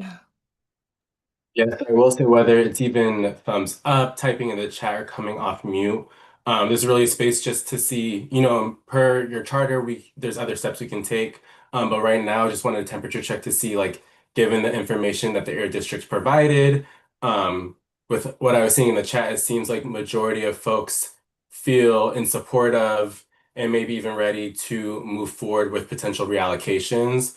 But would love to hear um, if folks are for that. If there's any objections, this is the time to type that in the chat or voice maybe why you need some more time or what else you would like to learn about this. But I will pause and just see what is coming up for folks.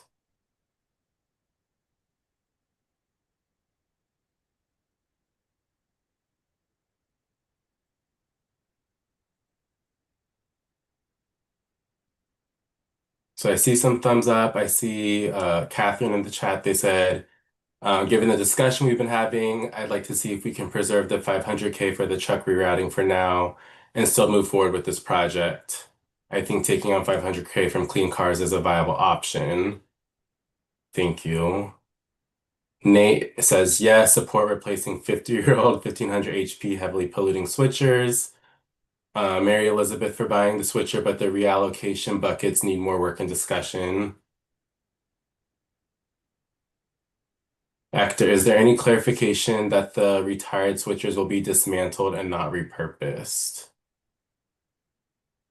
That is a good question. Wondering if anyone I can answer that real quick. The engines and locomotives will be destroyed. That's a given. The engines will never come back.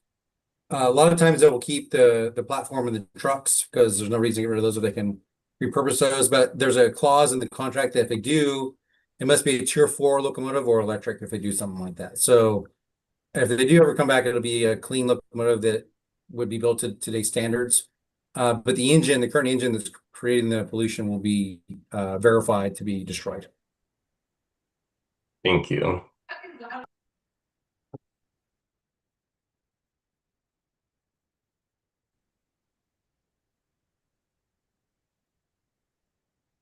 I see Gloria said, I'd like to revisit the funding reallocation plan. Thank you.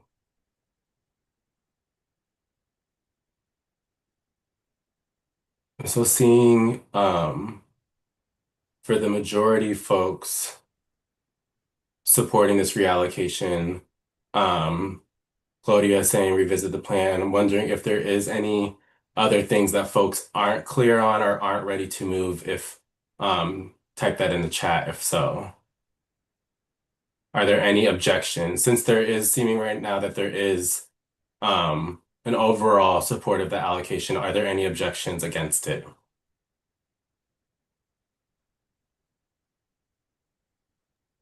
This is Margot. I don't object, but you know me, I always have these nervous Nelly stuff kind of stuff, and I'm just very sad that we didn't accomplish more in the residential aspect. I know that's low results in terms of emissions, and this is very high emission results, but our residents around their homes and around the area also could have used a lot more help, and somehow I just don't feel successful to the community. So that's my issue, but I do support where this is going. So I'd just like to talk about it more. Thank you. Yeah, thank you for that, Marco.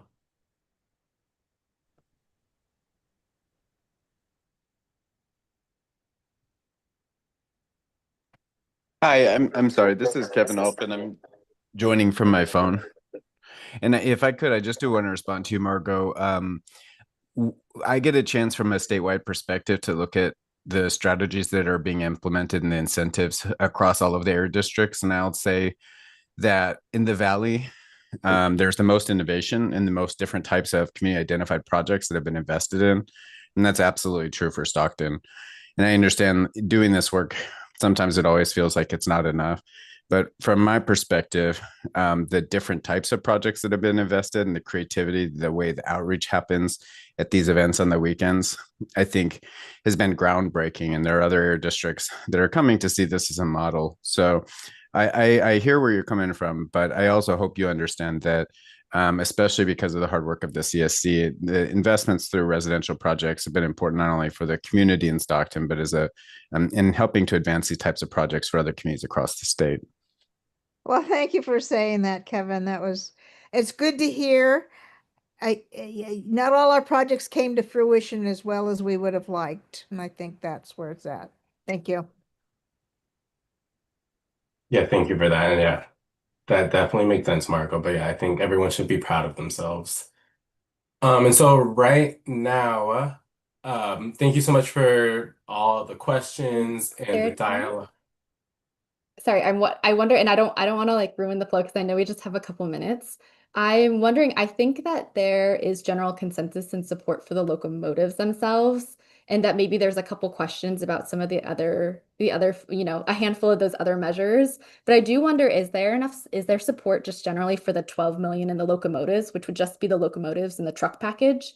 And maybe the next meeting we can come back and talk about kind of the little handful of other measures and maybe giving some updates on how the truck reroute study is going and such. I'm wondering if that feels like a better maybe feeling, because I get Margo, I know what you're feeling of, just this kind of feeling of like, oh my gosh, are all our eggs in this like one basket? And so I wonder if that feels better of potentially, supporting the locomotives, which is that $12 million, and perhaps we can come back in the next meeting and then kind of talk about that remaining 1.3 million that's in the infrastructure part of it, and then kind of, discuss some of those other measures that you all have questions about, like the truck rerouting study and kind of these other reallocations. I'm wondering if there's interest in that.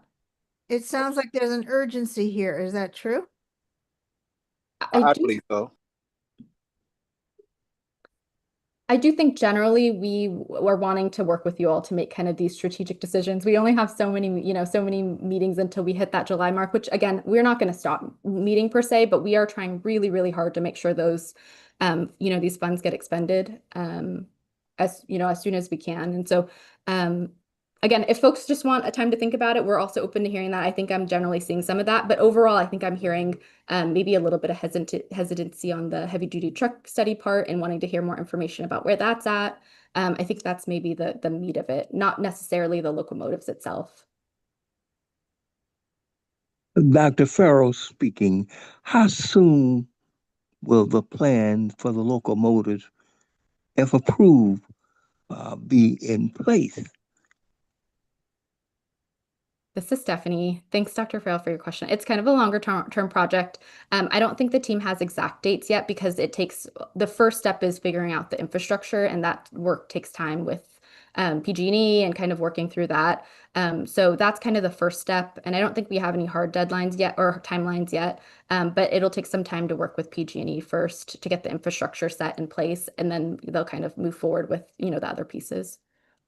Well, what will happen to the money if it's approved during those time periods? Yeah, that's a good question. If the CSC were to approve it, we'd want to move forward and kind of, start contracting things, making sure that the funds are in place so that we can move, the port can start acquiring things and all of that. There's lots of little details that we don't talk about too much in this, of like contracting, all the steps that need to happen, applications that need to be submitted to us, all of that. So all that takes time. Thank you.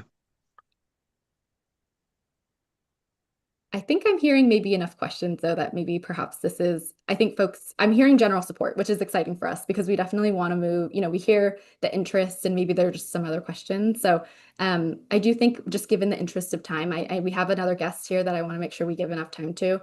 So I would love if you have any questions that you haven't already put in the chat, or if you feel that you want more information, if you can put that into the chat or give Vercio and I a call, send us an email, because that will really help us prepare just kind of some general updates about about those couple of questions that you have about, trucks or whatever it may be, or sorry, the truck reroute study or whatever it may be.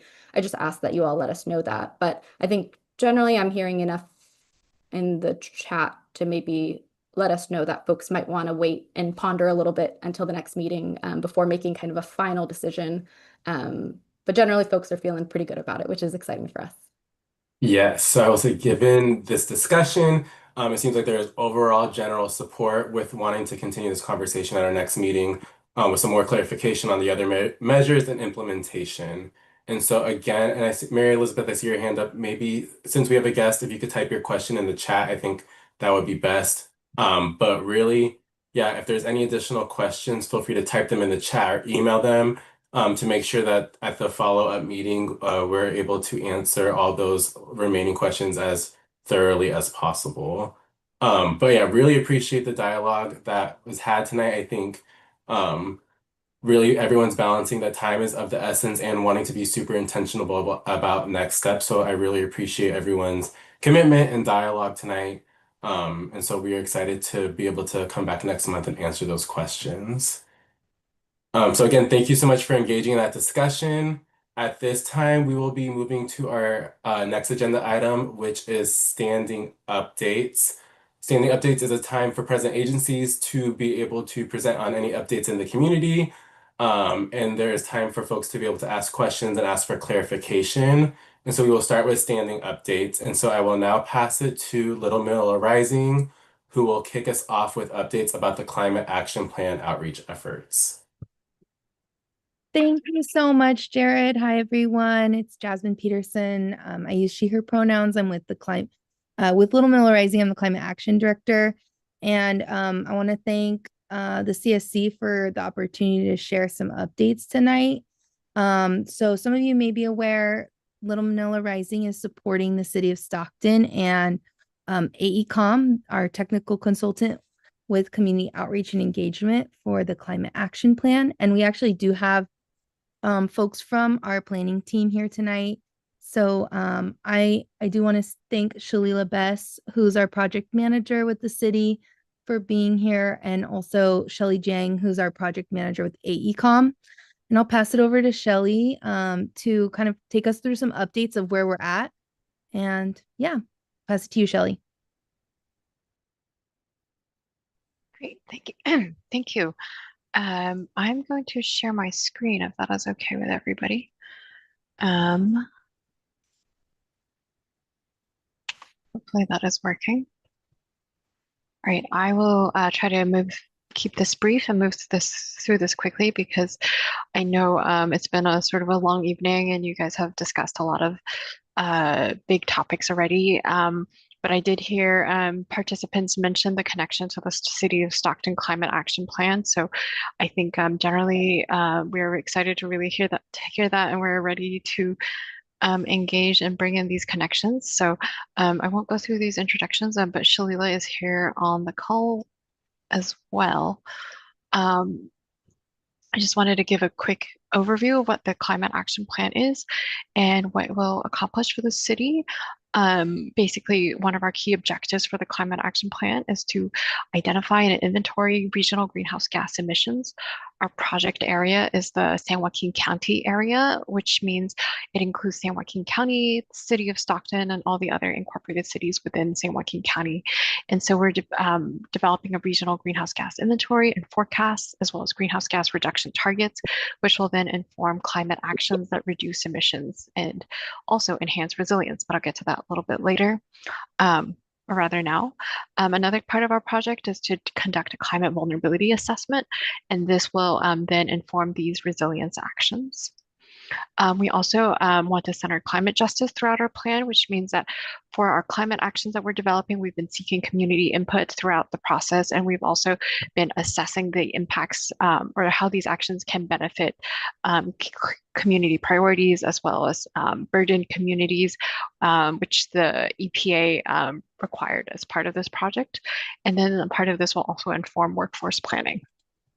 Prioritizing community involvement. This I sort of mentioned a little bit earlier, but we've been engaging with communities in Stockton as well as the greater county to get their feedback on climate actions and co-benefits. And then to really, part of the objective is to have a plan that supports implementation.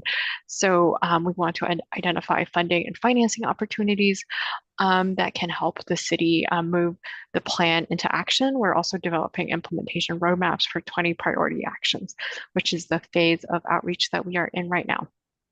Shalila, I think you wanted to present this slide. Yeah, thank you, Shelley. So we just wanted to just do a brief overview of our funding sources. So we were fortunate enough to receive funding from both the state and EPA. So we're receiving funding from the Governor's Office of Land Use and Climate Initiatives through the APGP, which is the Adaptation Planning Grant Program. Their main focus is on adaptation measures and also a climate vulnerability assessment. So we've been conducting that in conjunction with AECOM. And we also received $1 million from the EPA through the Climate Pollution Reduction Grant Program, which focuses mainly on mitigation actions. So combined, we will have our comprehensive climate action and adaptation plan, which will include mitigation and adaptation measures from both funding sources. Thank you. Thank you, Back to you, Shalila. Shelley. Thank you. So just a quick overview of some of the main components of our plan. One of the key elements is the greenhouse gas inventory. And as I noted earlier, this covers the greenhouse gas inventory for the entire San Joaquin County. As I think many of you are involved in air quality discussions, so it may not surprise you to learn that the majority of our emissions come from the transportation sector. This includes not only personal vehicles, but it also includes freight, goods movement, rail, etc. And then because San Joaquin County does have a large agricultural economy, 25% of the emissions come from agriculture, which mainly consists of emissions from livestock, from basically the digestion of cattle, and then making up smaller shares are residential energy, commercial energy, and then solid waste, etc. And then as part of the project, we are also analyzing a co-pollutant inventory for the region, which means analyzing the basic makeup of all the key air pollutants in the San Joaquin County area. And then we develop a forecast for those co-pollutant emissions into the future for 2030 and 2045. We also did the same to have a forecast for the greenhouse gas emissions. And the idea is that when we develop these climate actions, we're then going to evaluate how each action reduces greenhouse gas emissions as well as co-pollutant emissions. So we can really see which actions benefit both greenhouse gases and co-pollutants. And this provides a list of the co-pollutants that are covered in our co-pollutant inventory. And I should also note co-pollutant is just fancy EPA speak for air pollutants. It makes it a little more complicated, but we're essentially talking about criteria air pollutants. We're talking about ozone precursors, particulate matter, and then the hazardous air pollutants. There are just one note, I think that because co-pollutants, because reducing these air pollutants have immediate local benefits, I think looking at this is particularly important. Greenhouse gas emissions have a global impact, but reducing air pollutants locally really benefits communities. I'm sure everyone here is well aware of that fact. So similarly to our greenhouse gas inventory, the majority source of air pollutants in the area as well also come from on-road vehicles and equipment. And similarly, you can see that also non-road equipment supplies a big source of emissions. And then over here, you can see the breakdown of emissions by pollutant between 2022, which is our baseline inventory year, and then 2030 and 2045. And this reflects, I should say, a business as usual scenario in which the state of California continues to implement some of its climate actions and programs, but it assumes no new action by the city of Stockton. So this is really for our baseline forecast of what would the situation be if the Stockton region did not adopt a climate action plan and implement those actions. So you do see that over time, the air pollutant emissions are decreasing over time as the state implements policies to clean up transportation, both on-road transportation and off-road transportation, including heavy-duty trucks. So then all of these inventories basically then inform the development of climate actions. I won't go into detail on all of our climate actions today, but because transportation was a major source of emissions, you can see here that we focused our energy on developing transportation sector related emissions to have the biggest impact for greenhouse gas emissions and air pollution in the region. So half of these actions really focus on helping people to drive less in the region by having more transit and more active transportation, biking, etc. opportunities, and also having more dense land uses that encourage people to have walkable neighborhoods so they don't have to drive to fulfill their daily needs. And then the other half of the transportation actions on the right focus more on fuels and engines. So looking at how we can make vehicles run on cleaner fuels, or how we can basically help clean up some of the emissions related to the freight industry, such as through having a regional clean freight plan or through having hydrogen fueling. So those are really the core of our climate actions, but then we also have other climate actions related to sectors such as building energy use, renewable energy generation, off-road, carbon sequestration through trees, and then water and wastewater and waste, as well as agriculture. So a lot of different actions that are part of the plan. I just want to focus on next steps for our region for our climate action plan. I think maybe Jasmine can provide more details here later, but we do have an upcoming public workshop this Saturday where we'll delve more into details about the actions. We welcome you all to come and take a deep dive into the actions and express your priorities about how they should be prioritized, what community benefits matter for you. This is about where we are here, community events workshop number 4 and virtual workshop number 2. So the workshop this Saturday, I think it's from 12:30 to 2 at the Troke Library in the city of Stockton. And then we also have a virtual workshop on Tuesday, February 10th. I think Jasmine can share the link or provide more details there about how to access that virtual workshop. And then in about March, we'll be ready to release a public review draft of the climate action plan, which will be the public's opportunity to comment on all of the components of the plan that will be ready, like I said, in early March. And then this QR code takes you to the link tree that Little Manila Rising put together that has, I believe, links to all of the events that I just mentioned. Yeah, that's right. Thanks, Shelley. So I did drop into the chat the RSVP link for Saturday's workshop, and also the link tree link where you can sign up for both either the in-person workshop that's going to be at Troke Library or the virtual workshop that's going to be held the next Tuesday evening. So we hope to see you there, and thank you to the CSC for the invitation to present. And we really look forward to seeing you there and talking with you more. Jasmine or Shelley, do either of you have the link for the survey that we can put in the chat as well? I know it's on the link tree, but just in case, we can drop it in the chat. I can include it. I think our plan was to launch it at the workshop, but yeah, I can include it here too. If folks can't make it to the Saturday workshop or the virtual workshop, I'll include it there as well. Thank you. Yeah, thank you so much, Shelley and Jasmine and Shalila. We really appreciate you all hopping on. I want to be mindful of time, but Mary Elizabeth, I did see you had your hand raised. I think we have time for one question.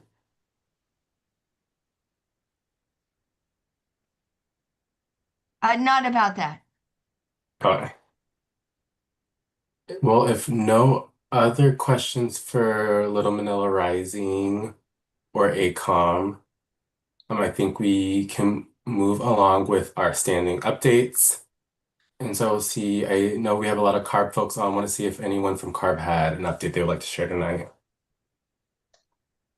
Oh, we don't have much going on. We have our the third consultation group meeting. That's our multi-stakeholder group that helps advise us on how the program progresses. Is happening in March 25th. And then that is, yeah, the next big thing we have happening. And when I get more information about that, we have the webpage built out. I'll make sure to share it with you all. Thank you, Brian. Next on our list from our organizations, we have the Air District, who is going to review some web resources that came up in our previous meeting. So I will pass it to the Air District. I think maybe we have Rocio has a little bit of an update for us. And then I wonder, Cass, just so we can, I know you put it in the chat, but maybe really quickly before we pass to Rocio, do you mind re-announcing the outreach subcommittee date and time for everyone? Yes, absolutely. It'll be next Thursday, February 12th from 4 p.m. to 5 p.m. So look in your emails, you'll be getting that invite, and yeah, we'll be happy to dive a little deeper in those discussions. Thanks, Cass. And I'll go ahead and pass to Rocio. And Rocio, do you mind also giving an update about lawnmowers, just as a wrap up? Just a quick update. I know a lot of people got the email, but I figure we can just share it also while we have everyone in the meeting.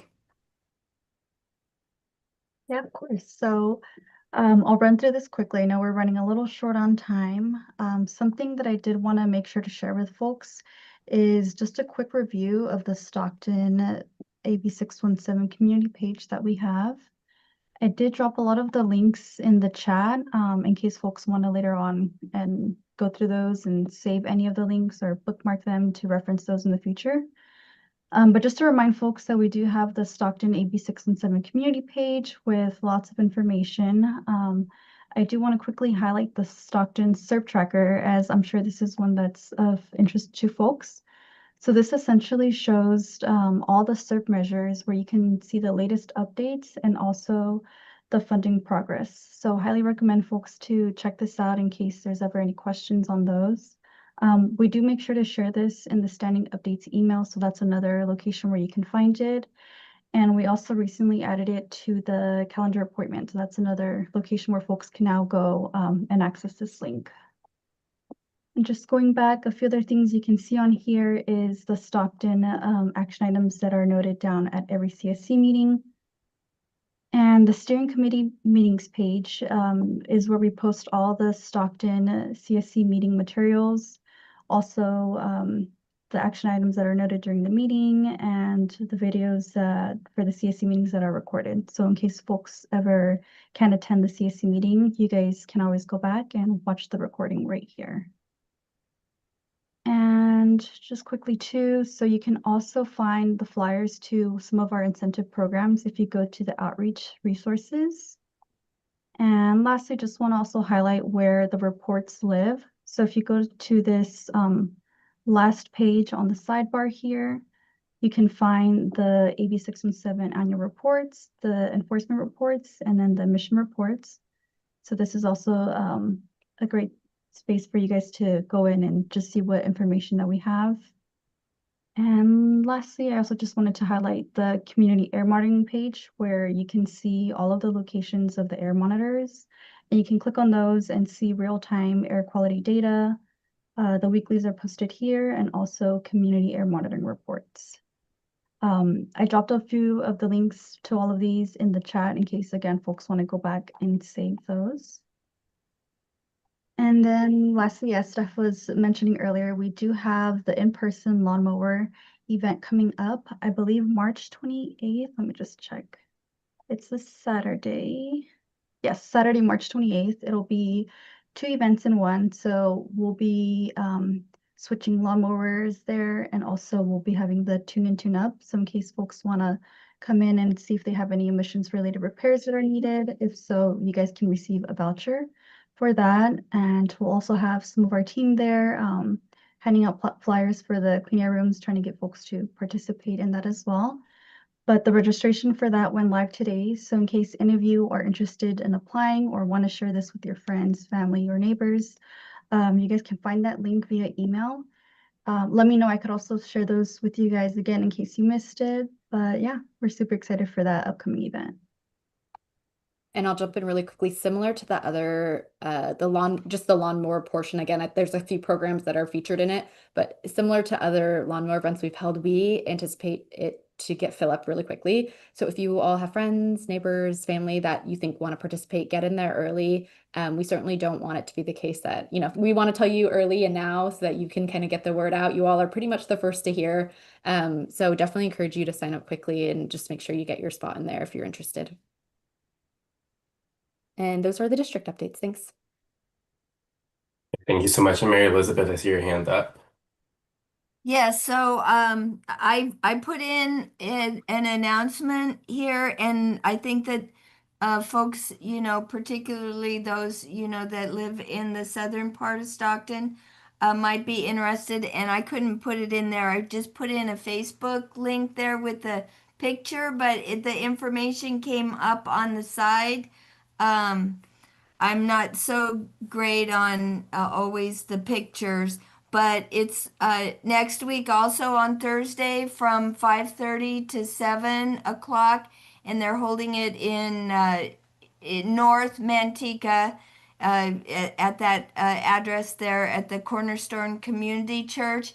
And that's the beginning of, planning for the Airport Way corridor. So, if we're interested in, having a say in how trucks move, that would be a good meeting to attend. And so I just wanted to make sure. Does that work, Jared? If you could check that link there and see if it comes up there with the registration information. They have some registration too there. So I'm not sure about that, but it's all, I put it It on worked the on my Delta. end. Okay, so you can see where the links there on the side. Okay, all right. Thank you, Jared, for checking that. And so I hope to. Thank you, Mary Elizabeth. And then Marco, I see your hand raised. Yeah, I just want to say quickly, I saw Brian's note in the chat talking about burning stuff. And with the air quality that we've had lately, I just need to say that I do not see the no burn day ads that we used to see on TV. I thought they were very effective, and we got them frequently in the old days, and I don't know what's happened to them. If maybe other people have seen them, maybe I just skipped through too many commercials. I don't know, but I don't see them, and I worry about that. So just food for thought. Since I This is have Heather. the district here. Thank you for that feedback, Margot. We work very hard to get it out there in the community, and it's actually interesting, a little food for thought for this group. When we do work in the Stockton area, the actual media market is the Sacramento media market, and really your county and maybe Stanislaus are the only ones that touches. And so oftentimes we have to be very strategic how we place advertising buys because we don't want to spend a bunch of money for eyeballs in an area that isn't ours. So yeah, your point is well taken. Thank you, Margot. Yeah, it used to be that our commissioners that sat on the board, We still do that in our space. We still do that. Yes, absolutely. what does that mean, our space? For the district, not commissioners, but our governing board members are definitely part of our campaign. Okay. Thank you for adding that, Margot. And thank you for the answer, Heather. I want to be mindful of time, and so our last update, want to see if Port of Stockton has any updates before we wrap up and close out. Hi, yes, this is Julia. We do have a couple quick port updates. So as Jeff mentioned, today we did have our new EPA Clean Ports consultant, TRC, visit the port, and they met with several internal departments, so it's super exciting to see this impactful project moving forward.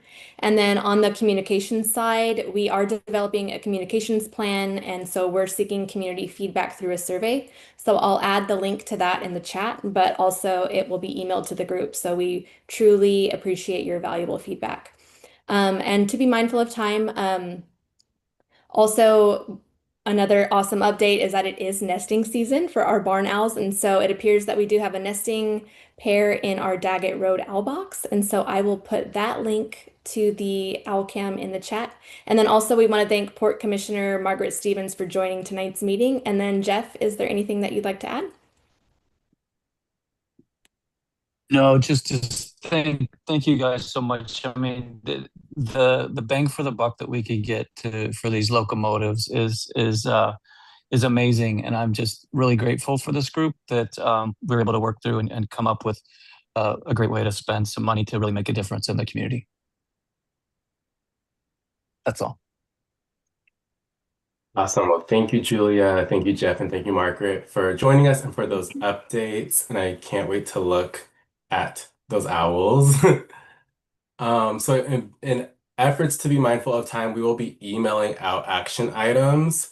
But did want to remind folks that our next meeting will be Wednesday, March 4th, 2026 via Zoom.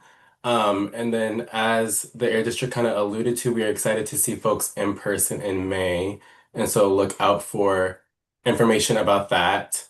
I think given what we saw with the discussion tonight, it seems like next month we will probably be revisiting this topic just to clarify some of those lingering questions, implementation, and those other measures. And so we look forward to touching on that during our March meeting.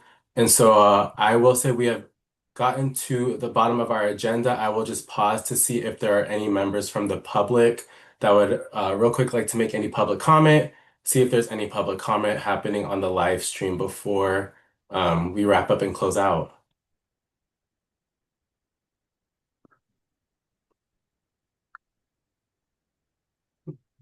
Not seeing anything in the chat or any hands raised.